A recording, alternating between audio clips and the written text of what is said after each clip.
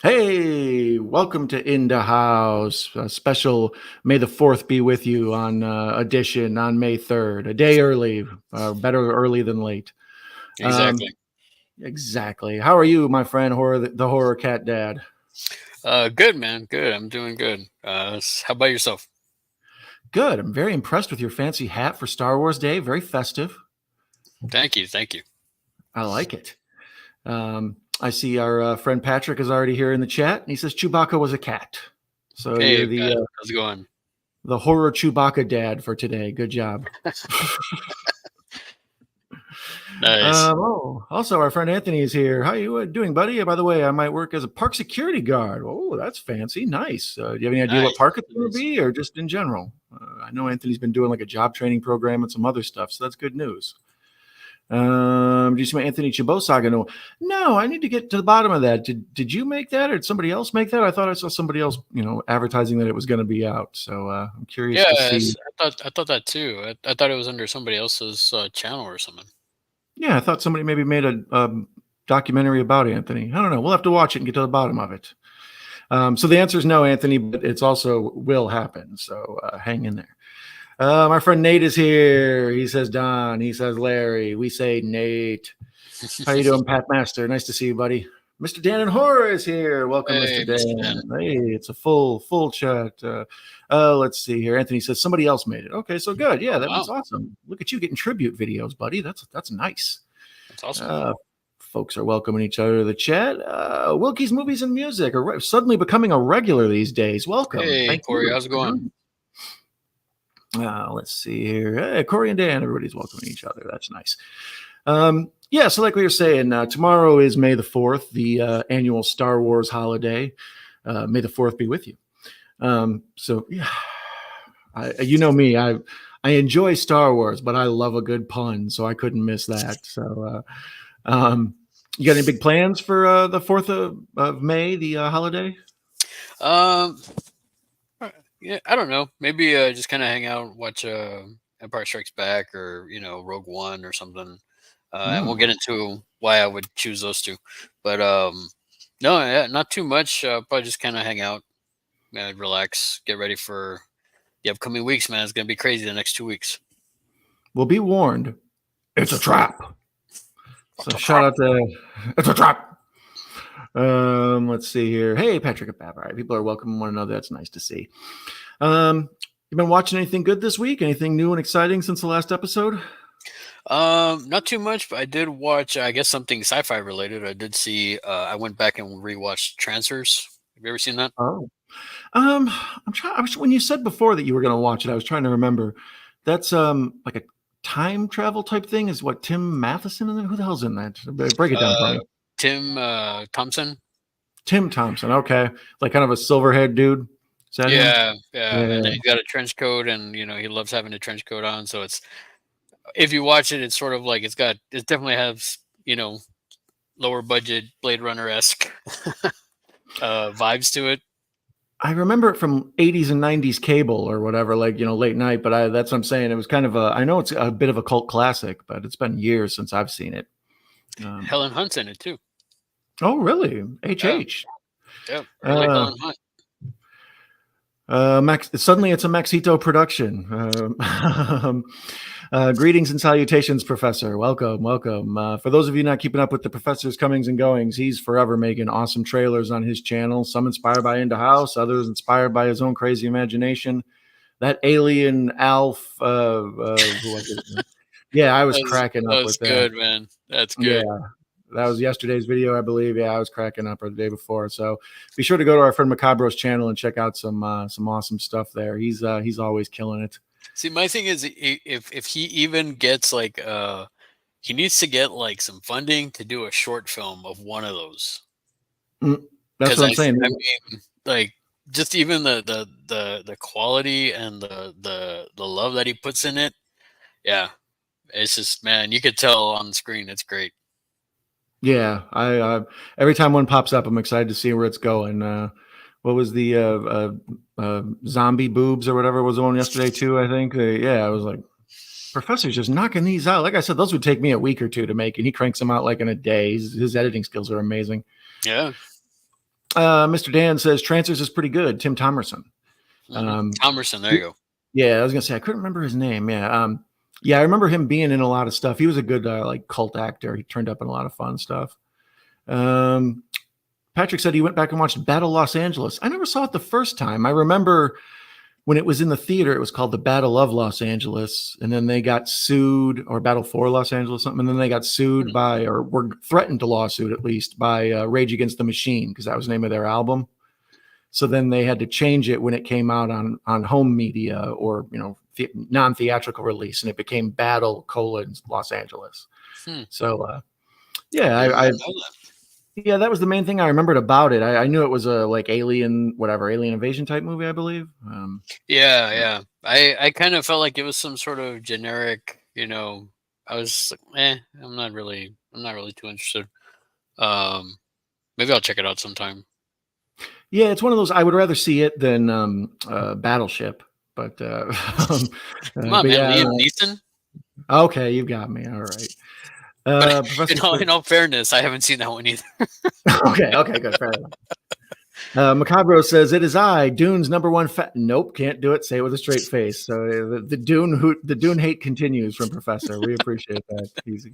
He stands by his guns. I like that. And Thelma Hopkins. Yeah, she's in the Trancers films too. She was Aunt Rachel from Family Matters. Oh, okay, nice. So it's an all-star cast. Oh yeah, I was surprised. It also has Art LaFleur in it. You know him, right? Character actor. He was in the Blob remake. He was in. He played the Babe in Sandlot.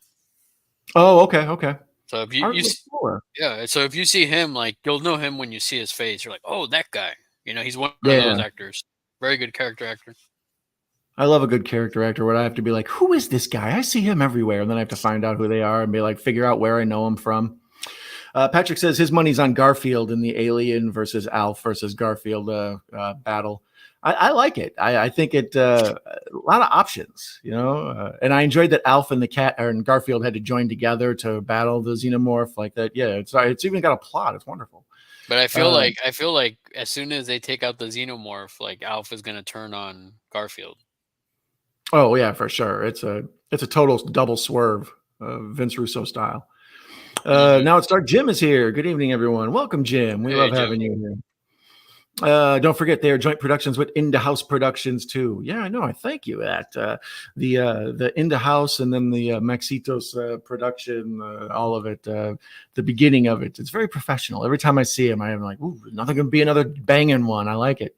It cracked me up when I first saw that. I was like, what am I watching? And then all of a sudden it got into it. I was like, dude, that's I was like, that's funny, man. That's good. And when the little In the House logo comes up and the kids go, yay! Yeah, it made me laugh every time. I was like, this guy, Macabro, rascal. That's what I'm saying. Let's put together a script for Zombie Boobs or Shit Shark. Yeah, Mr. Dan knows. Well, that's what I'm thinking. Secretly, these are Professor's plan to start a Kickstarter. So I'm telling you, man, we got to do something. I mean, he's got to get some, even the minimalist of budget, and I know he'll knock it out in a weekend and he'll make it great. Yeah, that's the thing. If he can make one of those trailers overnight, you give him 3 days, he'll make you a Marvel movie. Thank you, Anthony, for sending the link. I will check that out. I was intrigued by it the other day when I saw the advertisements on Instagram. That's nice. Battle Los Angeles is a fun one. Yeah, like I say, I knew it more from the gossip around it or the whatever legal stuff around it more than I did the actual movie. But I always enjoy a good takeover type movie, alien invasion. Sean, Cinephile Sanity is here. Hey, happy Friday, everyone. Thank you, Sean. Welcome. Glad to see you here. Happy Friday. Yeah. Let's see. It was pretty badass, Larry. Professor says he has seen Battleship. It was faithful to the board game. They did indeed sink their battleship with their shitty movie. Professor knows what's up. Full Moon used to put out bigger budget. My Professor's movies are already better than a lot of Asylum stuff. But I know he's a defender of Asylum, so I don't want to offend the man. I may see the Blob remake in the theater if I can make it to BLOB-fest in July. I want to go to BLOB-fest. That sounds fun. Where's BLOB-fest at, Mr. Dan? It's in over there where they shot the original Blob. I can't remember the town. I know it's a famous town, and like they do like a BLOB-fest. They have like a whole like a convention, like it's sort of like a convention, but in the town, and then they show a screening of. Remember in the original Blob, the theater, that theater scene. So they actually that theater is there. They show the film there for it and everything. That's awesome. It's a big thing. I would like to go someday, but you know, we'll see it's when. The Blob. It's constantly growing. That's what it do. Our buddy Marty is here. Welcome, Marty. Trash Picture Pro. I love Trancers 2. Net times, and someone gives you an exploding ham, McNulty. I'll pass the mustard. Nice. Yeah. The Trancers films, how many do they make? Because like I say, I remember the franchise. I particularly 5 of them. Wow.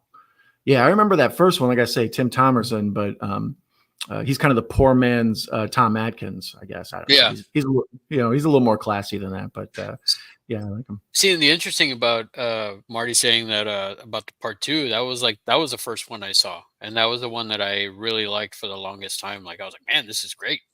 And then it has a young what's her name? Morgan. Can't remember her name. Megan Ward. Sorry. Young Megan Ward. But yeah, going back, I saw part 1 again because I saw part 1 after seeing part 2, and I was like, I didn't remember it as much as part 2. I saw part 2 a lot actually. It was on cable all the time, and then oddly enough though, and I saw these on Tubi, which is weird because 2 would never load.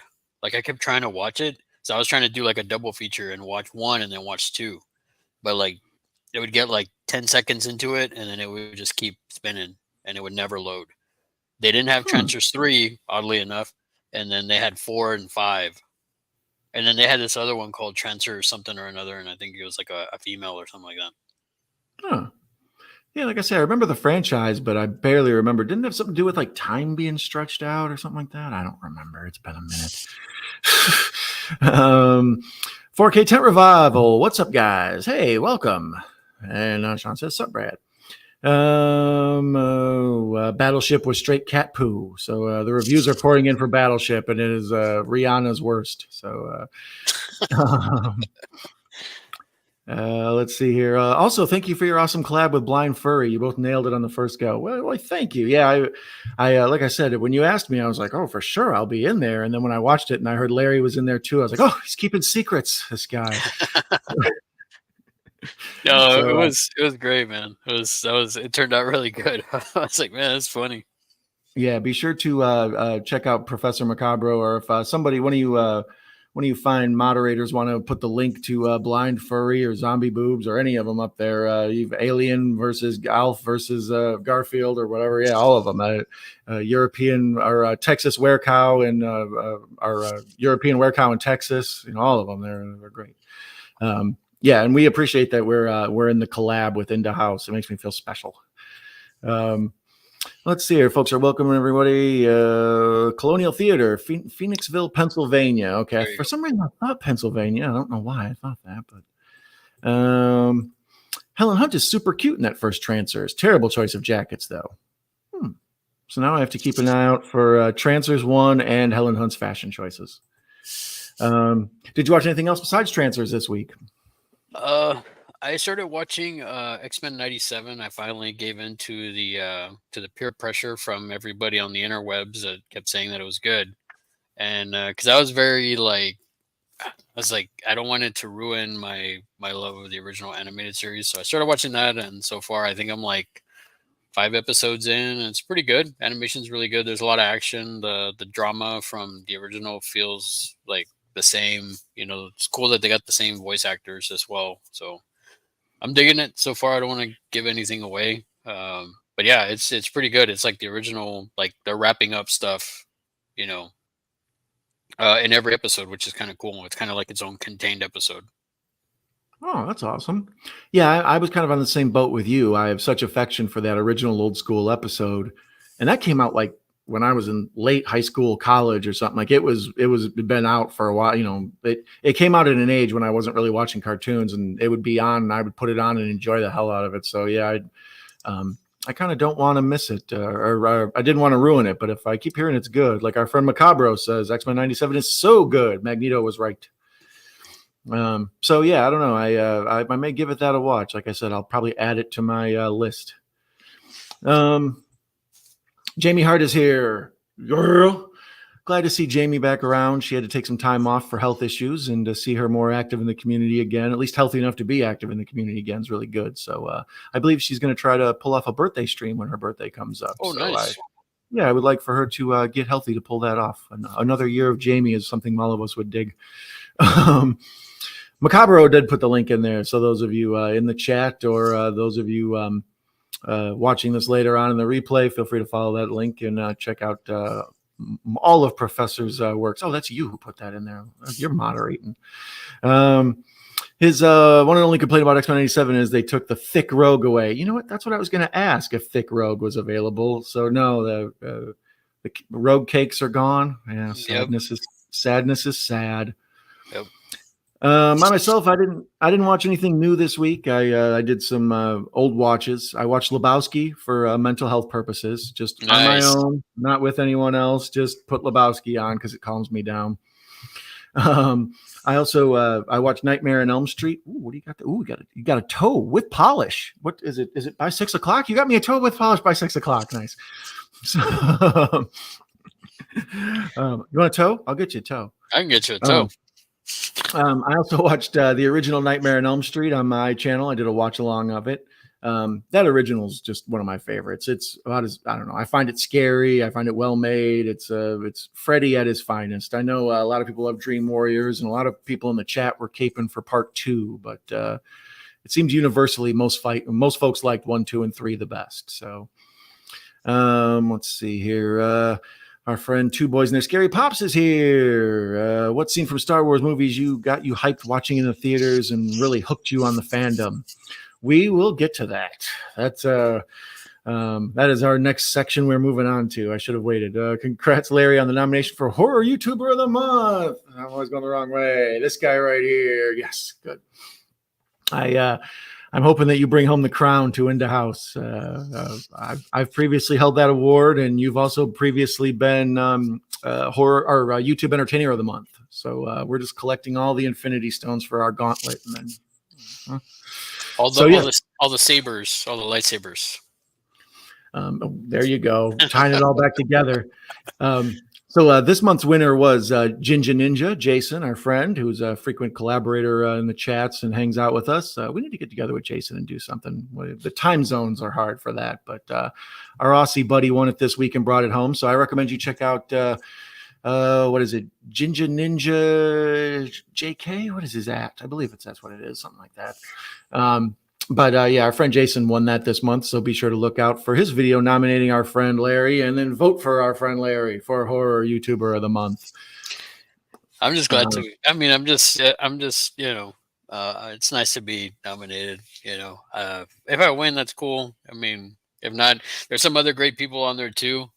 Marty's on there as well. So I mean, Marty definitely has. Yep, he's on there as well. So yeah, I mean, if I don't win, I'm fine with that. I mean, I would want Marty to win if I don't get it. So, Marty's a cool dude, and he's got a lot of good content. So if y'all aren't checking out Marty's stuff, definitely check out his stuff. He's got a lot of cool stuff.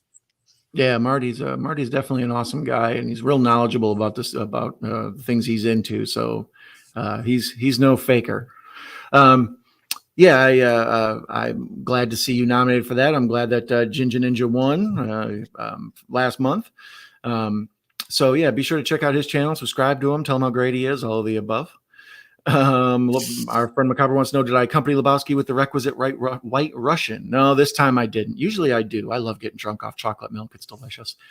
But that's one of those things that you have to kind of plan if you're going to make it home. Like you have to have all the pieces ready. Like even, the dude was on the search for what, half and half or whatever.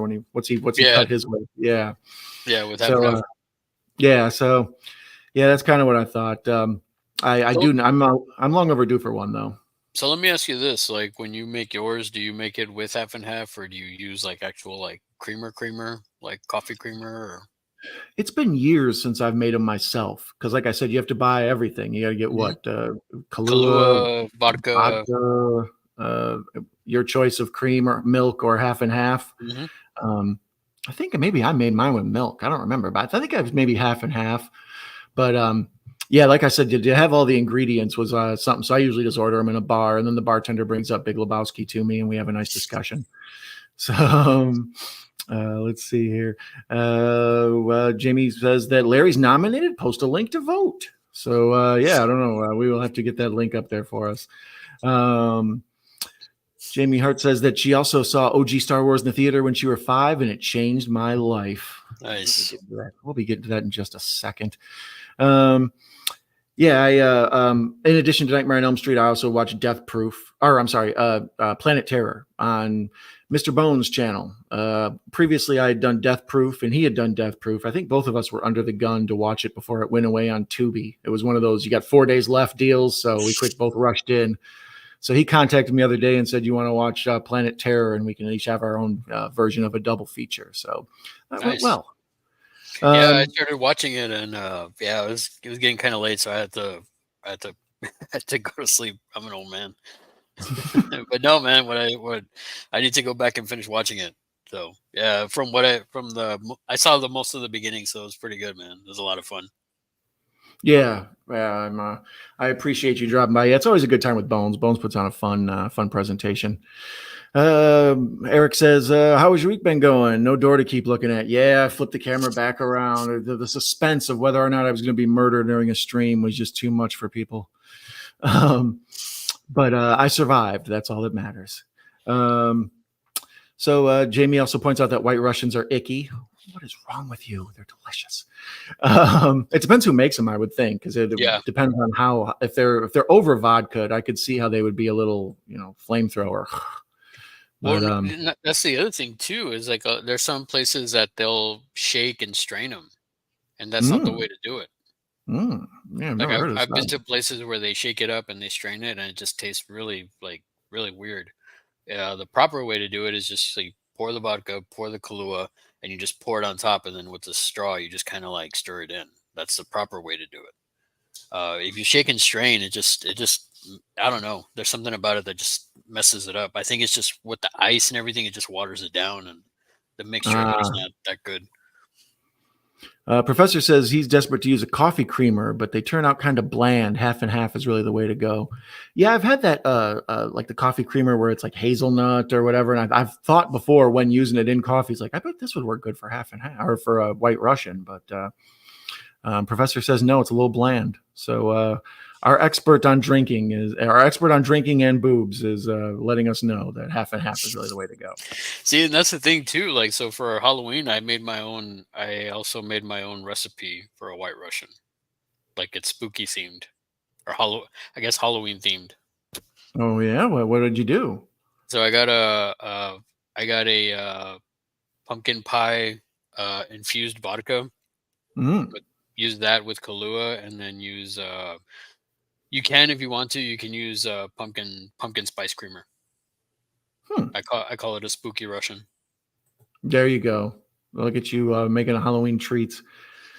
Let's see here. Our friend Russell is here. Welcome, Russell. Glad to have you. Our friend Liv is here. Welcome, Liv. Glad to have you. Nice to see you. Liv Style Rewind is in the house. Our friend Patrick says all cat lovers vote for Larry. I think that's fair. Folks are welcome. Russell, legal counsel is here. Jay Harang. Evening, Jay. Nice to see you. Larry is the White Russian expert. Nice. Russell says he's chilling with his meds. Liv says an orange Russian. There you go. That's nice with the pumpkin vodka. Yeah, nice. Well, yeah, the chat is just clamoring, so I think we should have to get to straight up with the Star Wars talk. Jamie says that she was an OG Star Wars in the theater when it was 5, and it changed her life. When did you first see your first Star Wars experience, or tell me about when you learned about it and got into it? What was going on there? So there's I have two conflicting stories. One is my mom swears that she took me to a drive-in when I was young, when they were doing like a Star Wars, the original New Hope, Mm-hmm. and obviously it was years after it came out because I was born in '82, and yeah, so she claims that she took me to see Star Wars on that. What I remember is she got me the VHS of A New Hope when I was little, and just watching that, it blew my mind. That was like the whole movie. Like I was just like from start to finish, I was in it. I was like, Yeah, it's one when, especially the younger you see it, and especially at that era, in the late '70s or whatever, in the early '80s, there weren't movies like that floating around. So I know that there were many re-releases. I think that's how I saw it at the drive-in, as it came out in '77, and then Empire comes out in what, '80? Yeah, I yeah, believe 80. so. Yeah, '80. So I remember seeing Star Wars in my parents had one of them old school '70s vans with the bed in the back. So we'd pull into Nice. the drive-in, like back in, and opened up the back doors, and you could just lay in bed and watch Star Wars on the big, huge drive-in screen. So that's one of my first memories. I saw Poltergeist that same way. Um, uh, and I did the math on it and was like, oh yeah, I must have actually saw that at the drive-in as a rerun. And then when Empire came out, I saw that also in a theater. I think maybe I saw that. I was probably only 6 or 7, or something like that. Six, I think, when it came out. So that was like the perfect age. So because of my age, being around 6 or 7 when the second one came out, all the toys from the first set or from the first movie, the originals, had fallen into like rummage sale and thrift shop territory. So like I got the Death Star used, and later on I got an AT-AT used and stuff. So an AT-AT. Um, but yeah, that age was like perfect to me to accumulate all the old stuff. Remember or did you ever see the action figure carrying case that was shaped like the shoulders and head of Darth Vader? Mm-hmm. You would open Yeah, I it remember up, that. and like Hammerhead couldn't fit in there because he was too tall and stuff. I remember all that. Yeah. Um, but yeah, I remember the first Star Wars was a huge big deal. I had curtains and bed sheets and all glasses from whatever Burger King or whoever the heck had the Star Wars contract at that point. Um, but yeah, I remember like waiting for Return of the Jedi more than any movie ever. Like I think it and Batman were my two most anticipated movies of my life. Like I just remember the coming attractions and the wait, and you would just talk about it with people like, excited for Star Wars. And so yeah, I actually really enjoyed Return of the Jedi, but most people didn't. So obviously the first trilogy was when I was a kid, and then the second trilogy, the prequels, that came out by the time I was like in my 20s. So it was it was a while. But let's see what else we got going here. Other folks talking about Star Wars. Yes, Jamie Nice, such an impact for age 5. Yeah, exactly. Like I say, I was around the same age, so it was it came out 77, so I was 3, and then I probably saw the replay of whatever when I was probably 5 or 6, and then I own the VHS. I believe you have some physical media copies with you today. I do. I have my. This was I guess for the copyright, it's like '92. The Yeah, Empire Strikes yeah, Back. I have this one, and then I also have I guess the last untouched trilogy box set that they released. I believe nice. this is the widescreen, maybe. It's the gold one, so yeah, I have this one as well. Okay. Yeah, love it, man.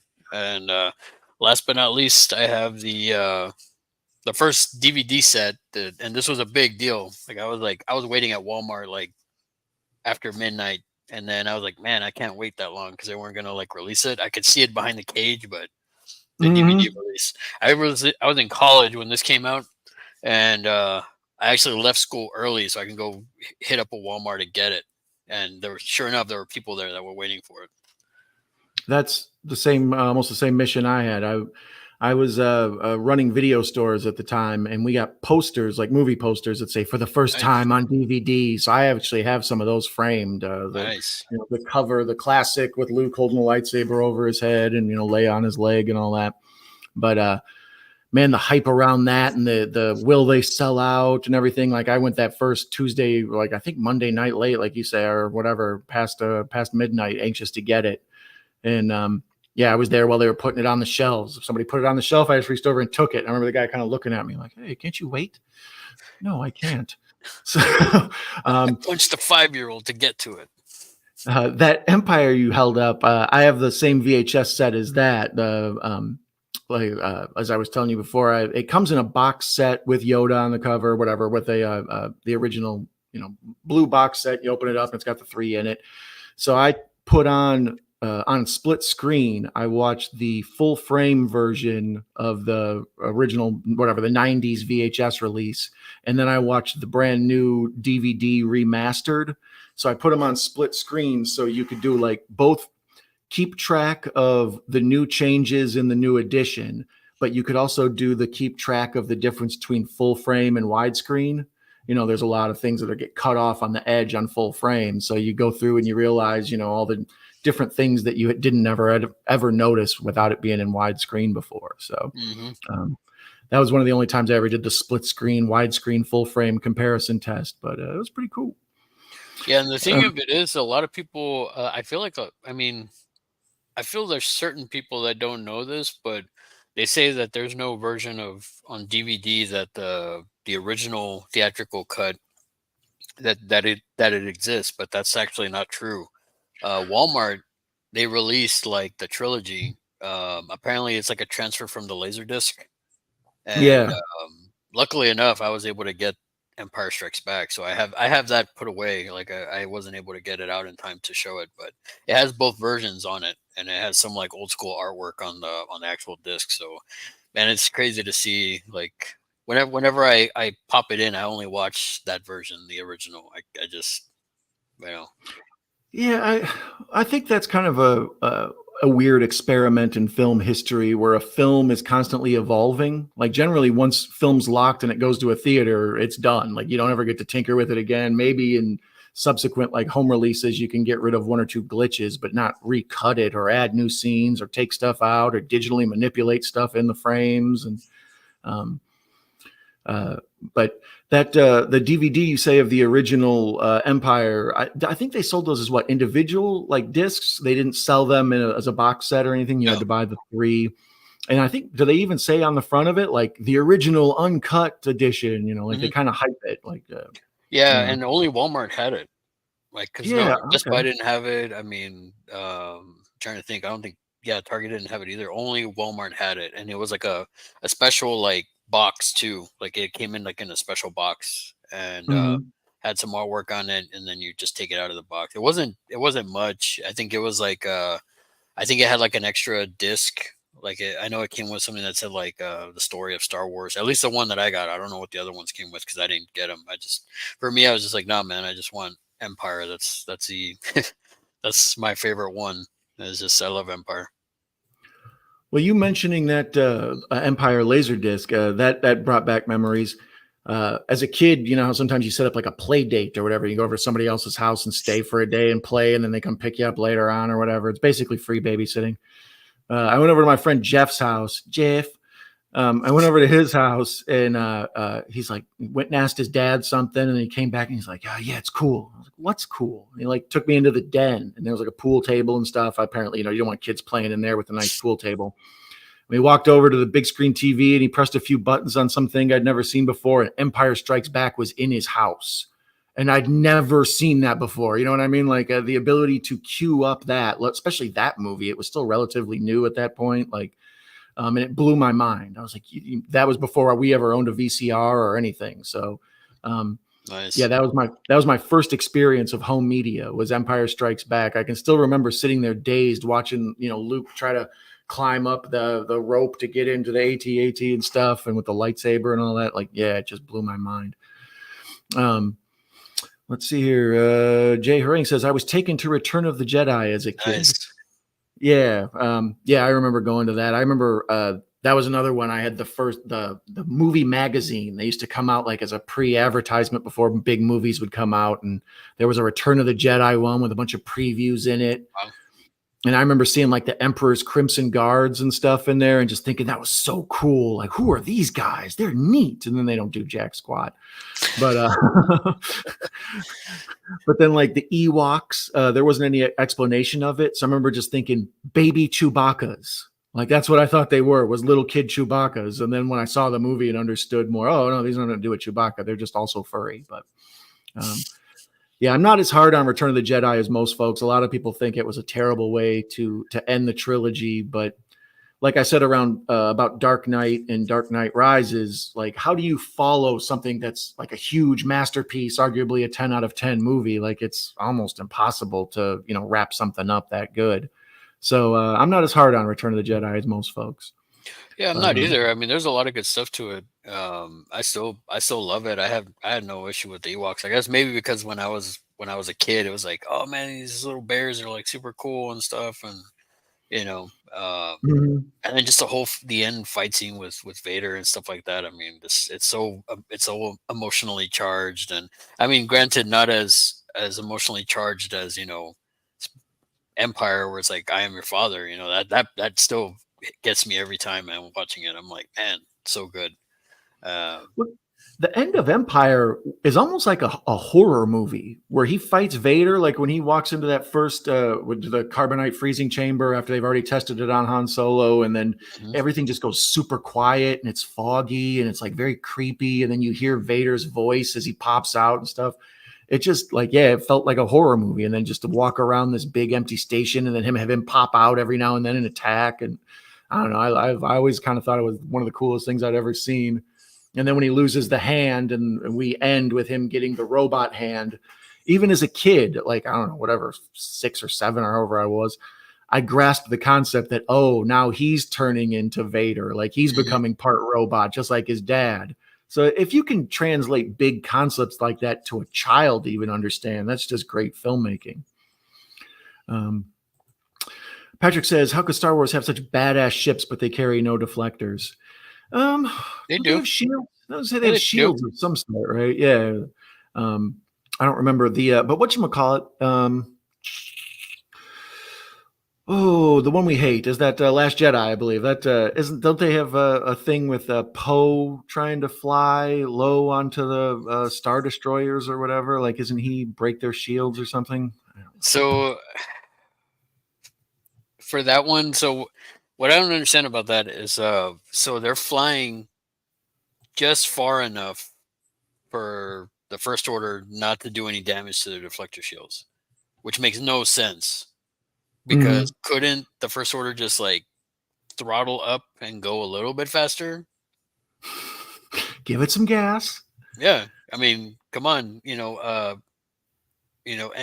I don't know what you would get. The trooper, can you like floor it a little bit and go up at least a couple more like miles to get to kill these guys? And they're shooting at them the whole time as they're chasing them. But they can't like go a little bit faster to do more damage. It doesn't make any sense. So it's kind of like I hate that movie, man, so much. There's so much about it that I'm just like, ugh. We'll work our way to it here in a second. Eric points out that Star Wars was re-released in theaters in August of 1982. Yeah, I didn't know that was a specific release date of it, but I do remember in between, from 77 up through, probably 82, they did do various re-releases, particularly at drive-ins and like cheap theaters and stuff. Like Jaws for years was often re-released over and over again and stuff, but an actual re-release with commercials and hype and stuff, I do remember sometimes. So I guess apparently August 82. Jamie says that she's in every Star Wars in the theater. It's a tradition. Nice. I do the same thing with the Halloween movies. Yeah, I saw all 9 in the theater as well. Yeah, I saw all 9. Actually, the only one I never saw in the theater was Solo. And then I don't know if you count it as a movie or not. There was a theatrical release of that cartoon. And it was like a Jabba the Hutt one with Jabba's son or whatever. They they had that TV show, the Clone Wars, not the Getty Tarkovsky or whatever, the Samurai Jack ones, but the second set of the Phantom or the Clone Wars. And on there, it was very like computer graphics and everything. Yeah. Well, then the same way they did for Batman, where they made like Mask of the Phantasm or the Sub-Zero movie, they did the same type of thing with something out of there. I believe it was the Jabba the Hutt story where Jabba's son gets kidnapped, and then Anakin and Obi-Wan have to go rescue the little slug guy. I can't remember what his name is. Stinky, I think his name is. They called him Stinky. Yeah, there you go. So yeah, so you know what I'm talking about. Yeah. That had a theatrical release. I never saw I didn't know that. Yeah, they count that as a Star Wars movie, but just because it had a theatrical release, I don't know if I count that. Yeah, I don't. Wilkie says the first one he was able to see in the theater was Jedi. Nice. Yeah, like I say, I dig it. I don't know. Jedi never really let me down the way it did. And I also thought like the stuff was cool. Like when they released the Ewok village that was later released as the Robin Hood village and all that. Let's see here. Saw it with my dad. He read about it and said, let's go. Nice. Patrick says he saw the first 6 in the theaters. So nice. yeah, so you didn't see any of the new re-releases, huh? Pop quiz, hot shots. I almost made a dirty word there. So Star Trek Next Generation Enterprise versus a Star Destroyer. What ship takes the win? Ooh, I would probably go Star Destroyer, but Star Trek Next Generation Enterprise is pretty mobile. It seems like it could, attack from many angles. And I don't know. What are your thoughts on that battle? Well, are we considering like TIE fighters too? Oh yeah, the little TIE fighters that fly out of the Star Destroyer. Yeah, because if we're putting that into consideration, then I would say a Star Destroyer. I will say if it was just straight up them two. I mean, the Enterprise has the phasers, whereas the Star Destroyer only has the ion cannons, and I think that alone plus the photon torpedoes, I think they would do more damage to a Star Destroyer. Star Destroyer, I mean, their mobility is like really,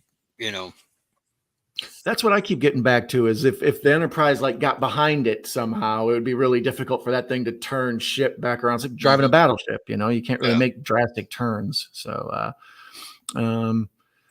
let's see here. Cheetah says the Enterprise. The Star Destroyers have no defense shields.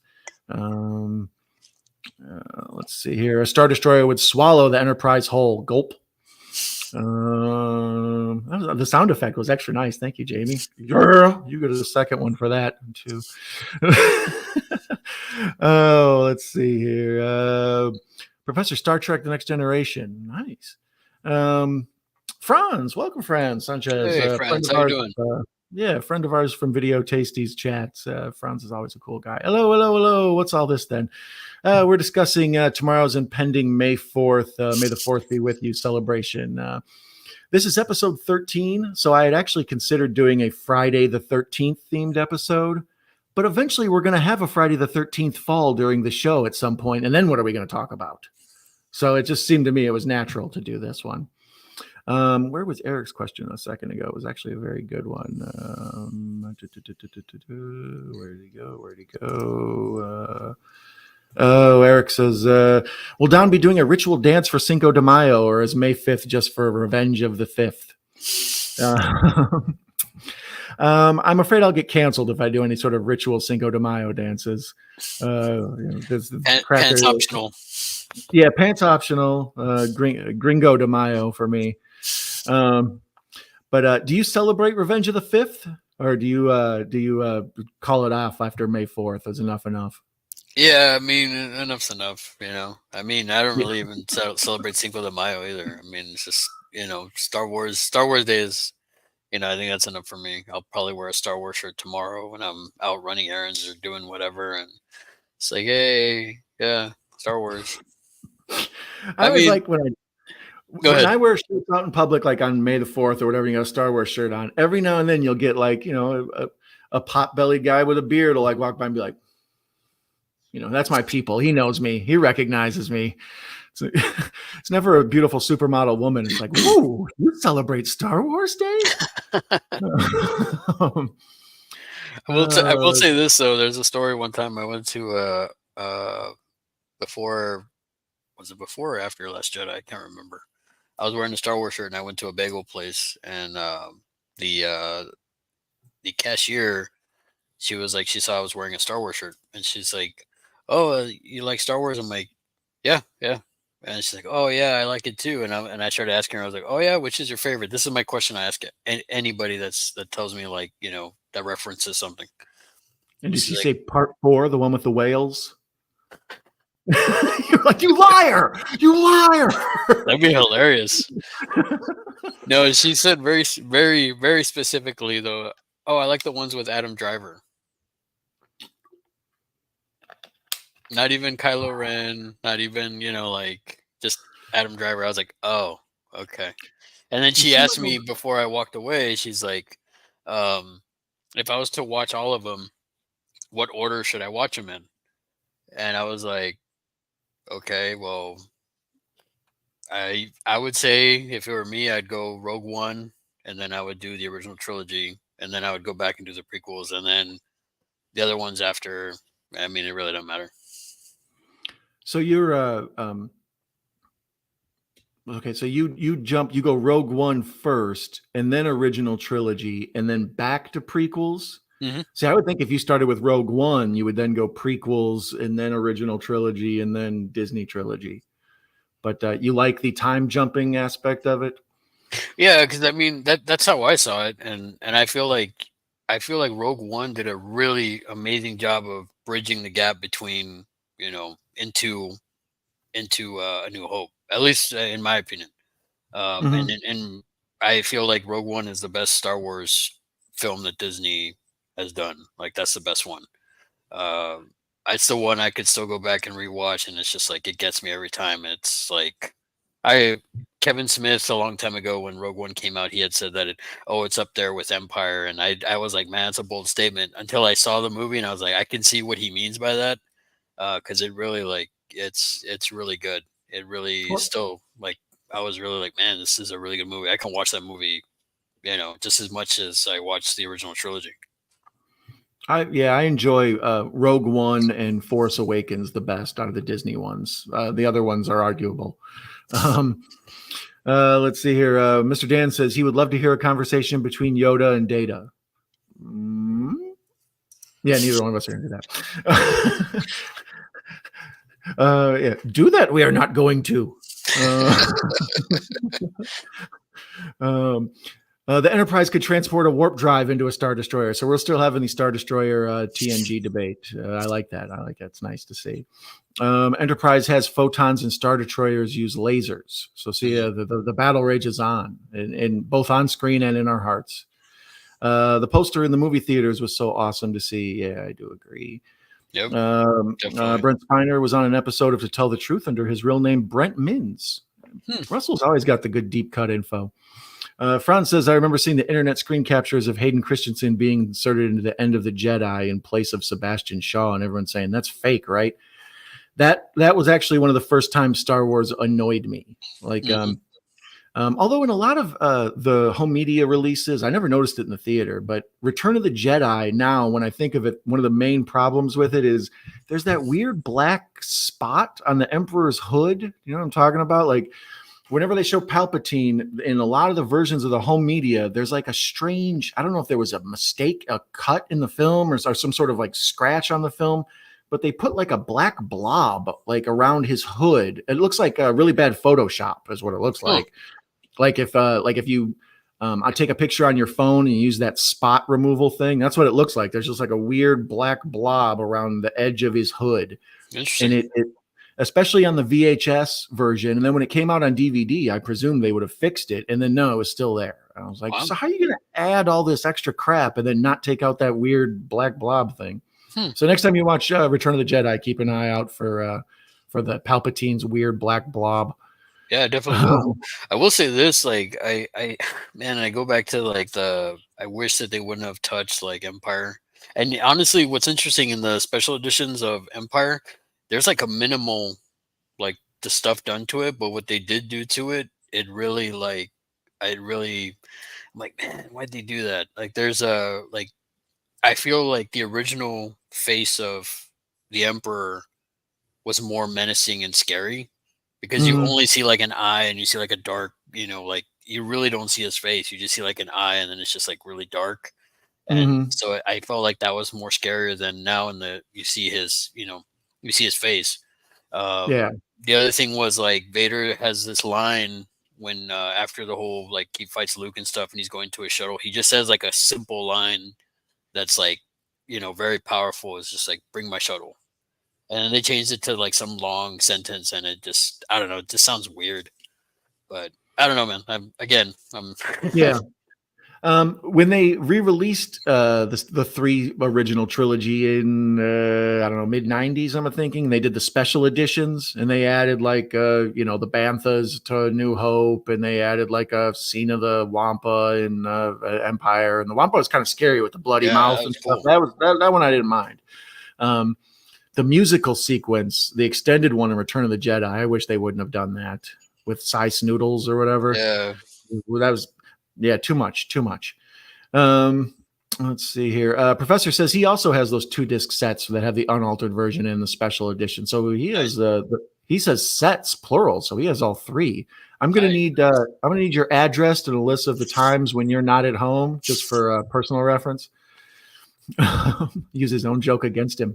Well, it's interesting. A buddy of mine found we found a New Hope sealed, like that the New Hope version at a con, and I was like, dude, you got to buy it, man. For that price, you got to pick it up.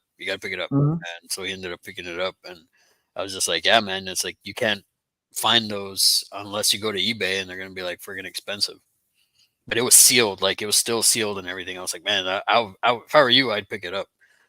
I'm happy with just the Empire one, but yeah. Pop quiz, hot shots. What movie series has probably had the most releases, Star Wars or James Bond? I'm going to guess Bond, just because there's so many of them, and then they had to be released on VHS and then DVD and then Blu-ray, as where Star Wars, there's what, like 10 theatrical, 11, 12? If you count that stupid cartoon one, there's what, 12 total? Yeah. So there would be, and then each one of those, the later ones only came out when DVD and Blu-ray were available, so they never had VHS releases. So I would assume that there would probably be more James Bond, but that's a tough one. If you told me that there were actually more Star Wars available, I wouldn't be too shocked, but I would go Bond off Who Wants to Be a Millionaire question. Phone a friend, Macabro. Phone a friend, Macabro. Yes, hello, greetings and salutations. I don't know why he's doing a Yoda impersonation, but I can imagine Regis being like, Macabro. He's like, yes, Macabro, get him on the phone. You want to speak to Macabro? Good questions. I'm not quite sure. Yeah, see, once again, there's another one. Franz says probably Bond. I'm going to say something that will make Jay laugh. Had to go over to a neighbor's house to watch Jedi, as they had a VHS and we had a Betamax. Ooh. Yeah, I always wondered as a kid, until I figured out the whole difference between Laserdisc, Betamax, and VHS. I didn't understand all that till I was a teenager. And that's when I went back. I was like, well, perhaps that he had a beta version, but I remember the big like disc or whatever. So, let me see here. They almost went with a dark version in Return of the Jedi. The movie that made a huge impact in me loving movies was Return of the Jedi. I saw it in the theaters and knew that movies were going to be a big thing in my life. Nice. Yeah. Like I say, Return, a lot of people dislike it because of their big complaint is always the Ewoks. I actually kind of dig Return of the Jedi, particularly the stuff where it's incredibly complicated, like emotionally speaking, where Luke, well, first of all, I enjoy Luke's story arc, and that's one of the things I've always liked. In the first one, he's wearing the white outfit, and he's got the sandy blonde hair. He looks like a beach boy or a farm boy, but it's kind of beachy. And then in the second one, he's more grizzled. He's been through some stuff. He's more quiet. He's learning the Force. But then by the third one, he's damn near a ninja. He's got the black outfit. He's got the robot hand. He's got the new lightsaber he constructed himself. His skills are way better. So then when he submits himself to his father, like he basically goes to him like, I want to reconcile with you. And then Vader's whole agenda is to get him to be the Emperor's apprentice. And the Emperor wants to get rid of Vader for Luke. So there, the plotting of it is incredibly early Game of Thrones or something. It's real complex. The other thing I tell people too about Return of the Jedi, what they don't, what I pointed out to several of my friends in high school and stuff like that, is like what you don't realize is like Luke uses Force choke, which is a dark side power. He uses that in Mm-hmm. Return of the Jedi against the Gamorrean guards. I mean, Yeah. it's just like so he's like, you know what I mean, like that kind of what you were saying. He's wearing the black and stuff like that. He's using dark side powers essentially. You know. Mm-hmm. Yeah, that well, even like a lot of the stuff in it Return of the Jedi, I really like. I like the whole stuff in Jabba's palace up front, especially when they remove the whole Cy Snoodles singing song and dance number. But like the Rancor pit was super Mhm. cool. I mean, granted, the claymation stop motion is a little janky, but it's kind of charming in its own King Kong kind of way, you know, Yeah. like um, and then that scene where the Rancor guard or caretaker, the George Wendt looking guy, who He's just like all starts sad. bawling. Yeah, he's crying because his pet died or whatever. Like that's good character building. I don't know. All that's interesting to me. I dig it. Um, let's see here. I think you've told me that before. Brilliant story. It says a lot about Betamax. Yeah. They wanted to roast you on a fire and they decided to help. Oh, the Ewoks. Yeah. Yeah. Welcome, man. She's watching us on her TV. Can't chat but sending and hit that like button, big blanket hello to the chat. Well, thank you, man, for having us blown up. We appreciate it. How do I look? How do I look? All right. He had to come to yours to watch the 1933 King Kong, though. See, yep. I bet that is true. Let's see here. Jamie says David Lynch was asked to direct Return of the Jedi, but he turned it down. He said, "Nah, that's a Lucas thing." Yeah, I do remember that story. I mean, obviously I wasn't there, but that's what I've heard. That when Lucas, after he directed the first one, he was so exhausted of trying to like direct actors and all of that. He just wanted to oversee it. So it's the second one's Irvin Kershner, the guy who did Body Heat, which is a strange get. It's like, it'd be like, I saw Basic Instinct. I need to get that guy to direct my Star Wars movie. Like that's a weird pick, but Irvin Kershner kills it. Yep. And then in the third one, it's what, like Richard Lester or something? Who the hell's the third one? I I can't remember. forget. Yeah, I don't even remember who directed the third one. That's how important it was. Let me see. I mean, for me, Irvin Kershner, I mostly remember him obviously because of Empire is my favorite, but I mean, RoboCop 2, man. I love RoboCop 2. Yeah. Richard Marquand is who did this, the Return of the Jedi. Return of the Jedi. Yes. Took me a minute there. But I believe he was a primarily TV director.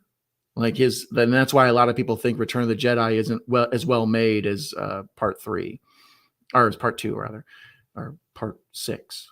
Part 5? Part 5, yes. That's one of the things that never happened when I was a kid, is the whole episode this or that. Like it was just the first one was Star Wars, the second one was Empire Strikes Back, and the third one was Return of the Jedi. And then later on, they started in with that whole episode 4, episode 5, episode 6. And then that's where the myth of, there's 3 that we'll never see, and then 3 that go after it. And that kind of built the war. Mm-hmm.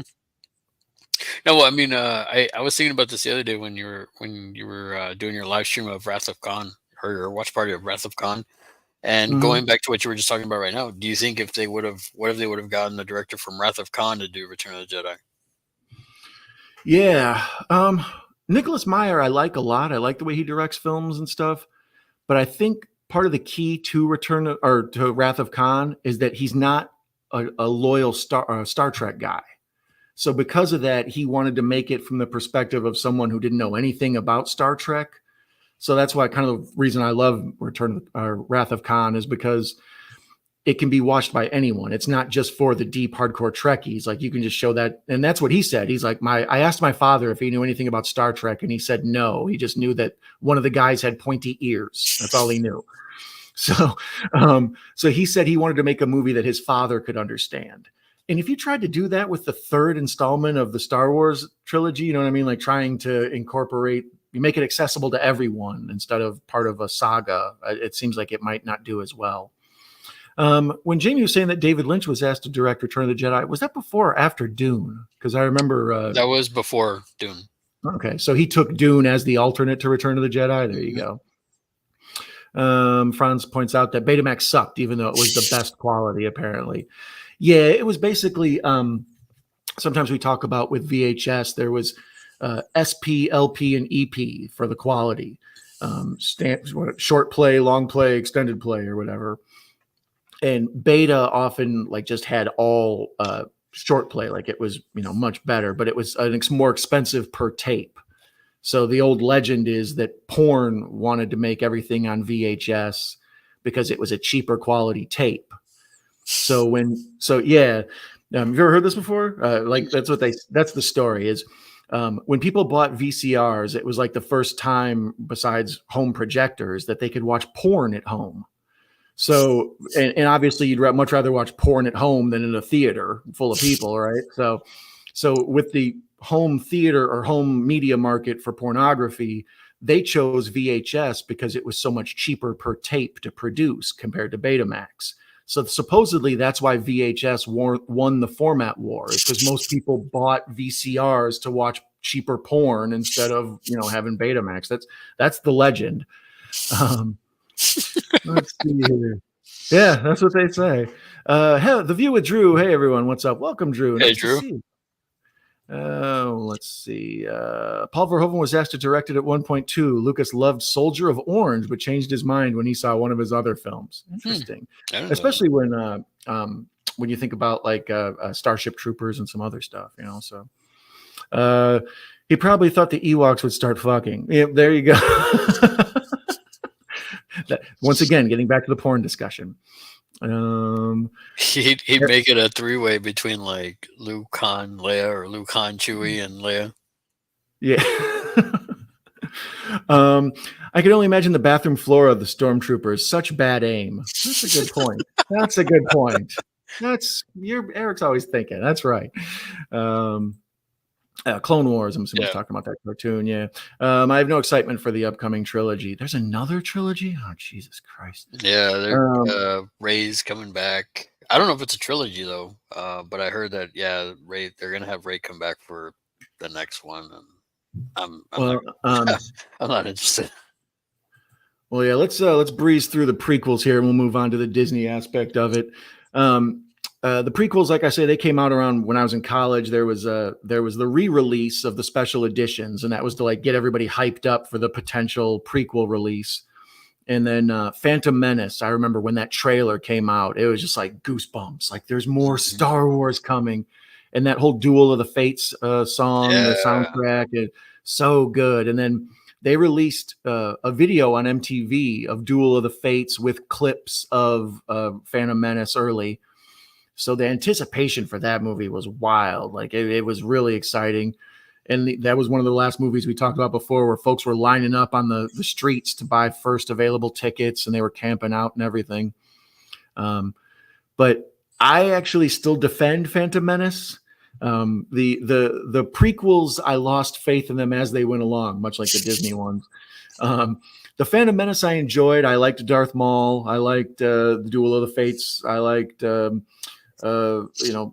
basically just the fight at the end, the Darth Maul versus Qui-Gon Jinn, all that stuff.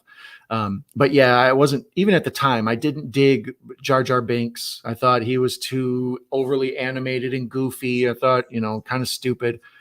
But apparently in hindsight now, when folks who grew up with the prequels as their Star Wars, they love Jar Jar Binks. Like to me, yeah, there are people who actually dig Jar Jar Binks. He's like their C-3PO or something. Wow. I personally could never see that. Even as a kid, or even back then, I thought Jake Lloyd didn't do a very good job, but that's also George Lucas's fault. Yeah. If you're going to direct a child actor, you need to know how to get the performance you want when you cast him. You can't throw him under the bus later and just be like, oh yeah, he sucks. Well, the thing of it is like I feel like with the prequels, like nobody was around to tell him you might want to rethink that. Like he was basically in a room full of yes men. Yeah, that's what I feel, because if you look at some of the older stuff, I mean, it's like he wasn't helming all three. He did the first one, and then after that he did the second one, or he didn't do the second one, and he didn't do the third one. But then with these ones, it was just him, and I feel like nobody was there to say like, you might want to. Are you sure you want to go that route? Are you sure you want to do that? I felt like it was all yes men. Like, oh yeah, it's a great idea, and then they just left the whole, a lot of folks Yeah. A lot of folks claim A New Hope was actually saved by the editing of George Lucas's wife at the time. They later on got divorced, but the movie itself was meh at best. But then it also sounds like he kind of knew like what he wanted to do in editing, like the whole thing with David Prowse, where they used his voice, and then later on they went through and put James Earl Jones. Like he kind of knew that was going to happen. Various other things. So yeah, I don't know. I think by the time he got to the prequel trilogy, God, I can't remember that guy's name. His whatever the executive producer was. I keep wanting to say Rick Baker, but it's not Rick Baker. It's Rick something or other, I think. The main right-hand man for the prequels. Oh, what's his name? I know. I'll know his name when I see it. Gary Kurtz. Oh, let me see. Now I have to figure out who it is, because when they, much like when the original trilogy came out, they used to do like making ofs, and they would show them on CBS and stuff, or I think it was CBS, but they would show them on primetime TV, and there would be like an hour or two making of special, like leading up to the movie, and it would like work as a really good kind of advertisement. Unless you're talking about Lawrence Kasdan. No. Because Lawrence Kasdan also was a part of like a lot of the screenwriting for a lot of the films. Yeah, Larry Kasdan. Let's see here. Star Wars 2. George Lucas. Attack of the Clones. Full cast and crew. Writers: George Lucas and Natalie Portman. Production and box office. Let's see if I can find it here. All cast and crew.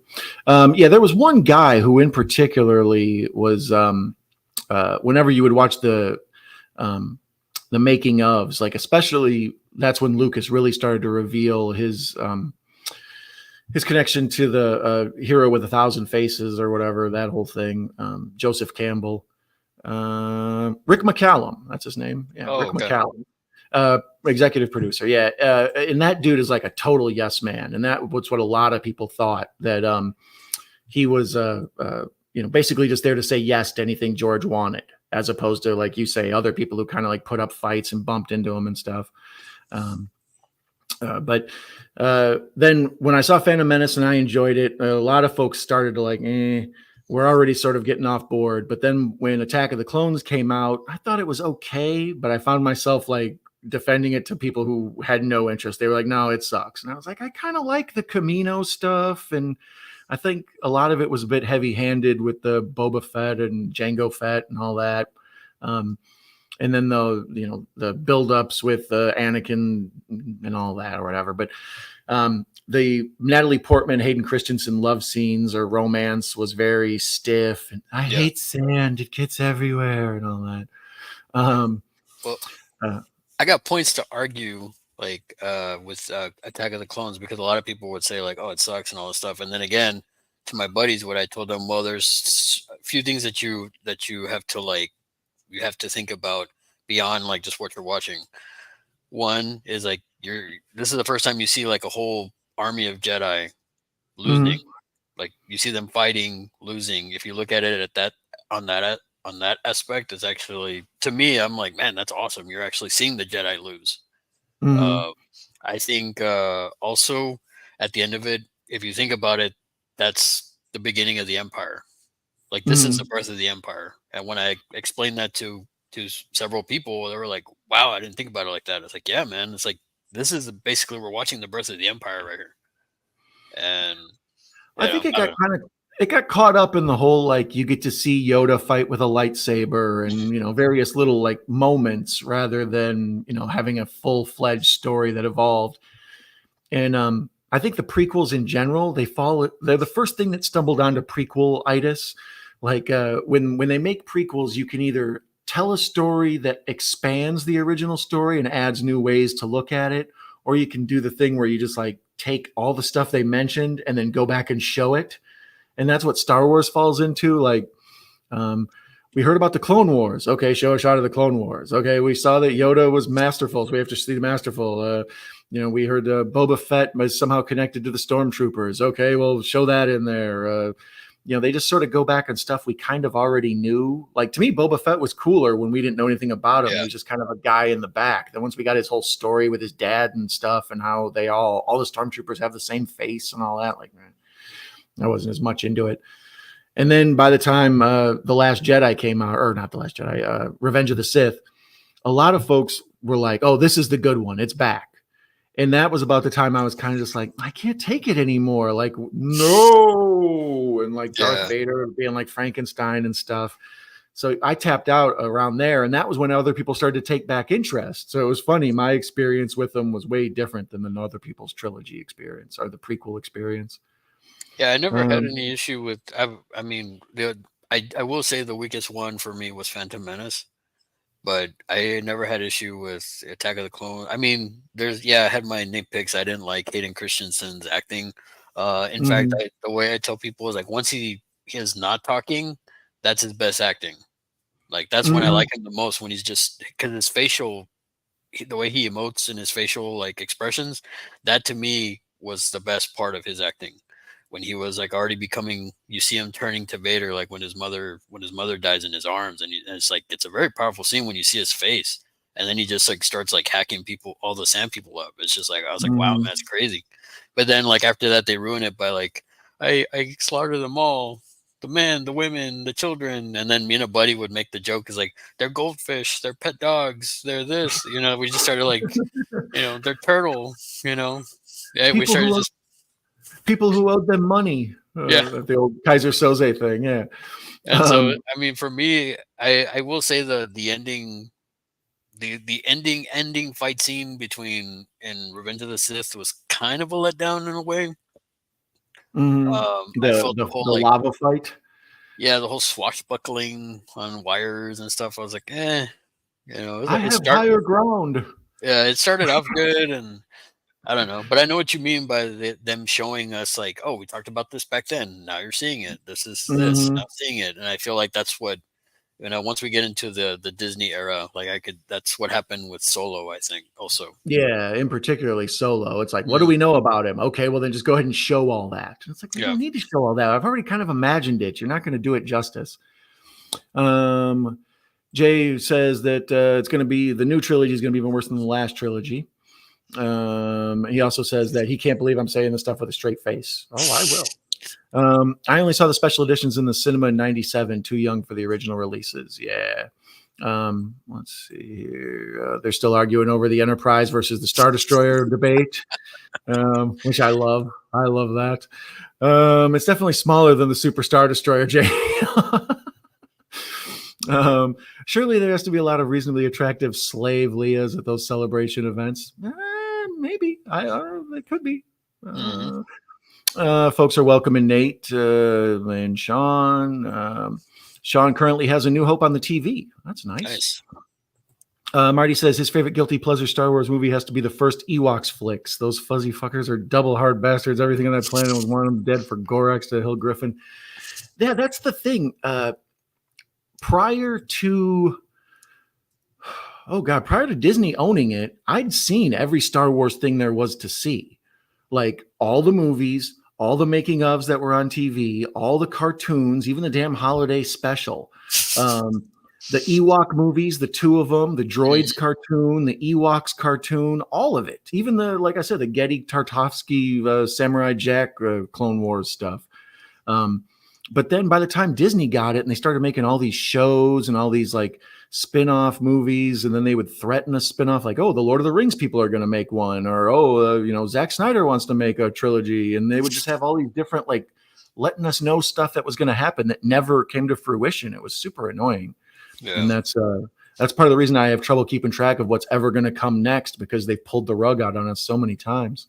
Well, I mean, it's because of what they've done with it. I feel like they screwed themselves over. So yeah, as we were saying, anyways, our friend Russell is here, Texas Hardcore 1965. So then after those trilogy films, the prequel trilogy, then there was the question of would Lucas ever make those final three? It was supposed to be a 9-part story. He'd done those first 6, and then when he sold to Disney, were you surprised? Yes, because I felt like Yeah, it. I felt like it came out of nowhere. I that's mean, what I thought too. When the actual sale went down, I was almost in disbelief because it was hard to imagine anybody else but George Lucas having control of Star Wars. I mean, from a corporate synergy idea, that's the big fancy words they use for money. When Disney bought Marvel and then they bought Star Wars, I was like, well, they just own childhood now. You know what I mean? They own everybody. They own all the Disney stuff for the little, for the classic Disney fans, and then they have all the Star Wars stuff and all the Marvel stuff. It's like they just own people's childhoods at this point. Like if you want nostalgia, you got to go through Disney.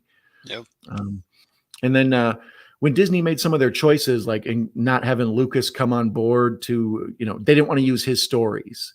And then the whole thing where they got rid of all the old books and all the old other stuff that, the fan made stuff. Yep. The extended universe. Yeah, extended universe. Thank you. That's the word I was looking for.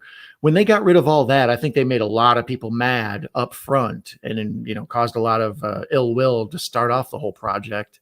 Mm-hmm. But then when Force Awakens came out, I remember going into the theater. And I've told the story sometimes before because it just cracks me up. Like I first sat down in the theater and I kind of had my arms folded and I was like, I'll watch the Star Wars, fine, because I was so jaded after the prequel trilogy. It was like Star Wars sucks now. So I was sitting there with my arms folded and I'm watching, Rey and her whole story and everything. And as it's unfolding, I kind of caught myself like more and more like paying attention. And then around the time when Han Solo walked out on that bridge and Adam Driver's walking out on that bridge, and it was like, oh shit, I know what's going to happen here. And I just kind of felt like that closure of Harrison Ford, how he wanted to be killed off in Return of the Jedi, but he didn't. So I felt like JJ was making the attempt to sort of like fix the things that didn't get fixed in the prequels and whatever, you know what I mean? Like he wanted to fix the universe and do right by it. But then when The Last Jedi came out, I remember I plopped down in the seat and I was all excited. I was like, ooh, these Star Wars new ones are good. And then as the movie went on, I was just like the arms just went back to folded and the body language went back to dead. Yeah. And then as soon as it ended, I remember with like a half hour left thinking, I should leave. And I'm like, I never leave movies. And like, I'm not even watching anymore. I'm just like kind of daydreaming. Like, I feel weird walking out on a Star Wars, but I'm not enjoying this. I'm actually kind of angry at this movie. I wish it wasn't going on. And then the Rise of Skywalker is just a blur to me. I didn't even care. It's almost the same position as the Return of the Jedi and the Dark Knight Rises, where it's like, well, how are you going to follow up that movie? Except in that case, it was such a piece of crap, and they made such a flaming bag of crap on everybody's porch. It was like, I don't even know how to fix that mess. They've ruined everything. Yeah. So, and then that was one of my complaints with The Last Jedi is, how are you going to tell a 9-part story and then in episode 8 be like, oh, this all sucks and it's stupid and everything you liked is dumb and we're killing off Admiral Akbar off screen and just all of it. I was just mad. Yeah.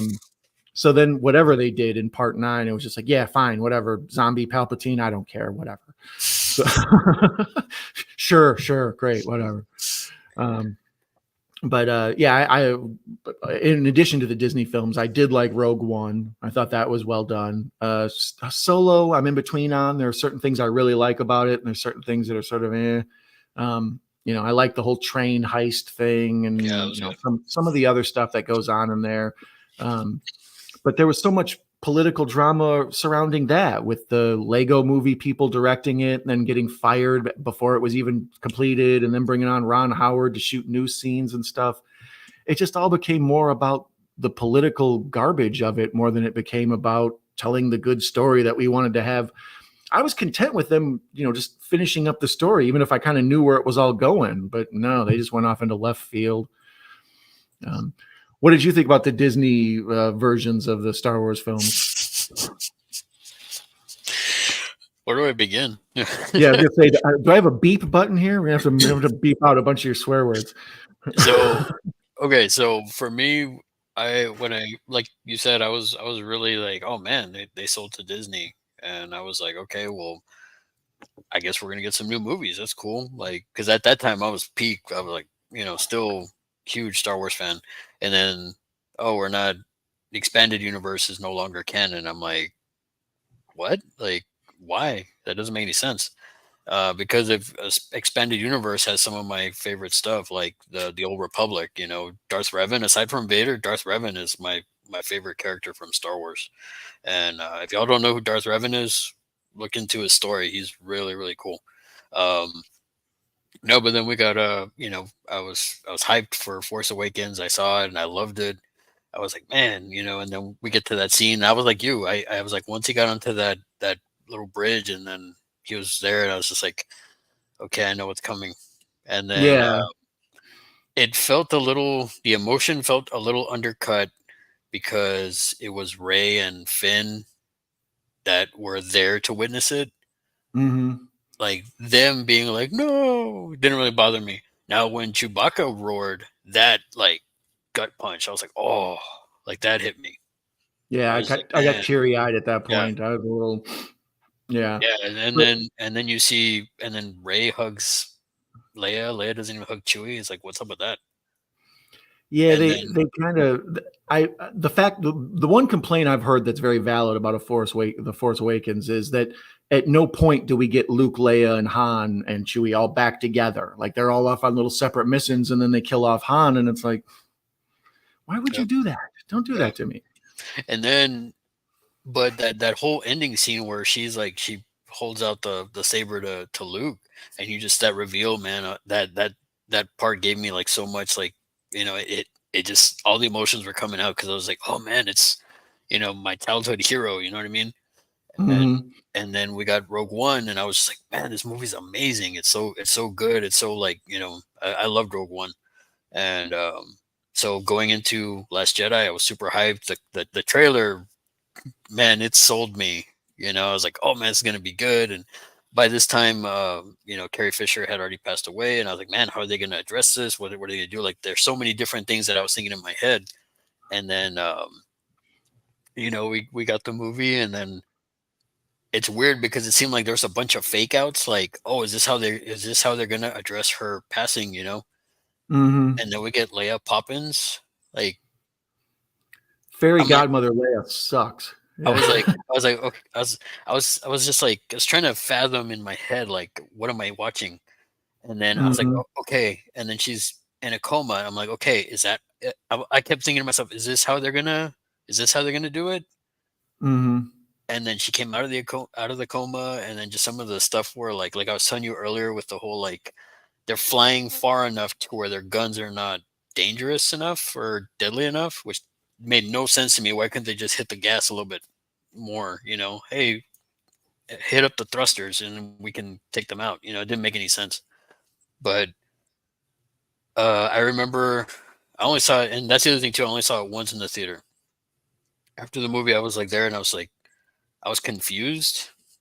Like, I didn't know what I just watched. And Exactly. the funny thing was, like, I'm used to people clapping after a Star Wars movie. This one was like, one person was like they were confused. And then The I worst asked, slow clap in history. yeah, I turned to my wife and I'm like, what do you think?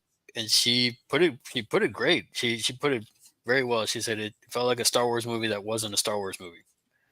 And I was Yeah. like, yeah. And the more I thought about it, the more you know, I was like, man, this movie's horrible. And, you know, and even my mom, because she knew how big of a Star Wars fan I was, she was like, you really hate that movie, don't you? I'm like, yeah, I do. It ruined my love for Star Wars. Like, I legit, like, hate that movie. If I had to say I hate any movie, I don't hate many movies. Even I talk trash about Double Dragon all the time, but I hate, that's like a movie that I, like, legit hate. Like, I hate that movie. And Yeah. The and whole point of the movie was to crap on Star Wars and put a pin in like the balloon and pop it, you know, like, oh, all these heroes you like are stupid and this stuff you've cared about your whole life is dumb, and the good guys and the bad guys are both flip sides of the same coin. You know, the Empire's cool. And it's like, no, it's not. They're the bad guys. And that's one of the problems I have with it, though, is that it felt, I'm cynical about it, but I felt like they tried to make the Empire and the Rebels basically equal just for the purpose of selling toys. like our whole life, the rebels were all the toys you would buy, and then the Empire, it's like you would get Vader and some stormtroopers and maybe those Palpatine guards or whatever. But no, the rest of the people, everybody wanted the good guys to win. But then they made that whole thing where it's like, ooh, are you Sith or are you Jedi? Do you like the Empire or do you like the Rebels? And it's like, there is no choice. We all like the Rebels. Root for the good guys. What's wrong with you? Well, I mean, I've always been I've always been an Empire enthusiast, man. Not the First Order, the Galactic Empire. Like I've always been a fan of the Empire, Vader, the all that stuff. And then so for me, it was just like that. The First Order, I mean, I think the Empire would wipe them out. But no, and that going into Solo, like I was like, okay, well, I guess we'll go watch Solo. I had no interest in a Han Solo movie. And I remember after the movie, I took my wife asked me, she's like, "What'd you think?" And I was like, "Well, it was better than Last Jedi." And Yeah. I was just like, this was actually pretty decent. There were some elements in it that were good, but as we mentioned earlier, it's like, okay, everything we know about Han Solo is in this movie. Like how it's so coincidental. Like, oh, it's like fastest, the parsec thing, and the whole like the Jabba the Hutt thing, and then meeting Chewie and all that stuff. Like I said, there's some elements in it that are really cool. I like that planet that he's first on, where they're building the Star Destroyers. I thought that was awesome. And the whole thing where he's like he gets recruited into the Empire and all that stuff. I thought that was really cool because you see that's basically the height of the Empire, where they're like keeping the peace, and then going into Rise of Palpatine. I remember watching. I think Spike was doing like the movies, and they were showing Rogue One. I was watching Rogue One, and I was like, I love this movie, and I got so sad because it's like I don't think like this is the best. Like that was the last really good Star Wars movie that I enjoyed, and I didn't have any hope for Rise of Palpatine. And sure enough, I was like, well, this is what they could do with what they had, and it wasn't, like you said, it wasn't memorable. And it was one of those I only saw once in the theater, and I saw it maybe on Disney Plus after that. But the last Star Wars movie I bought was Rogue One. Yeah, Professor agrees with you. He says that Rogue One is the best. It actually feels like they focused on Star Wars in Star Wars. Still curious about the original cut that Disney didn't like. Was it darker?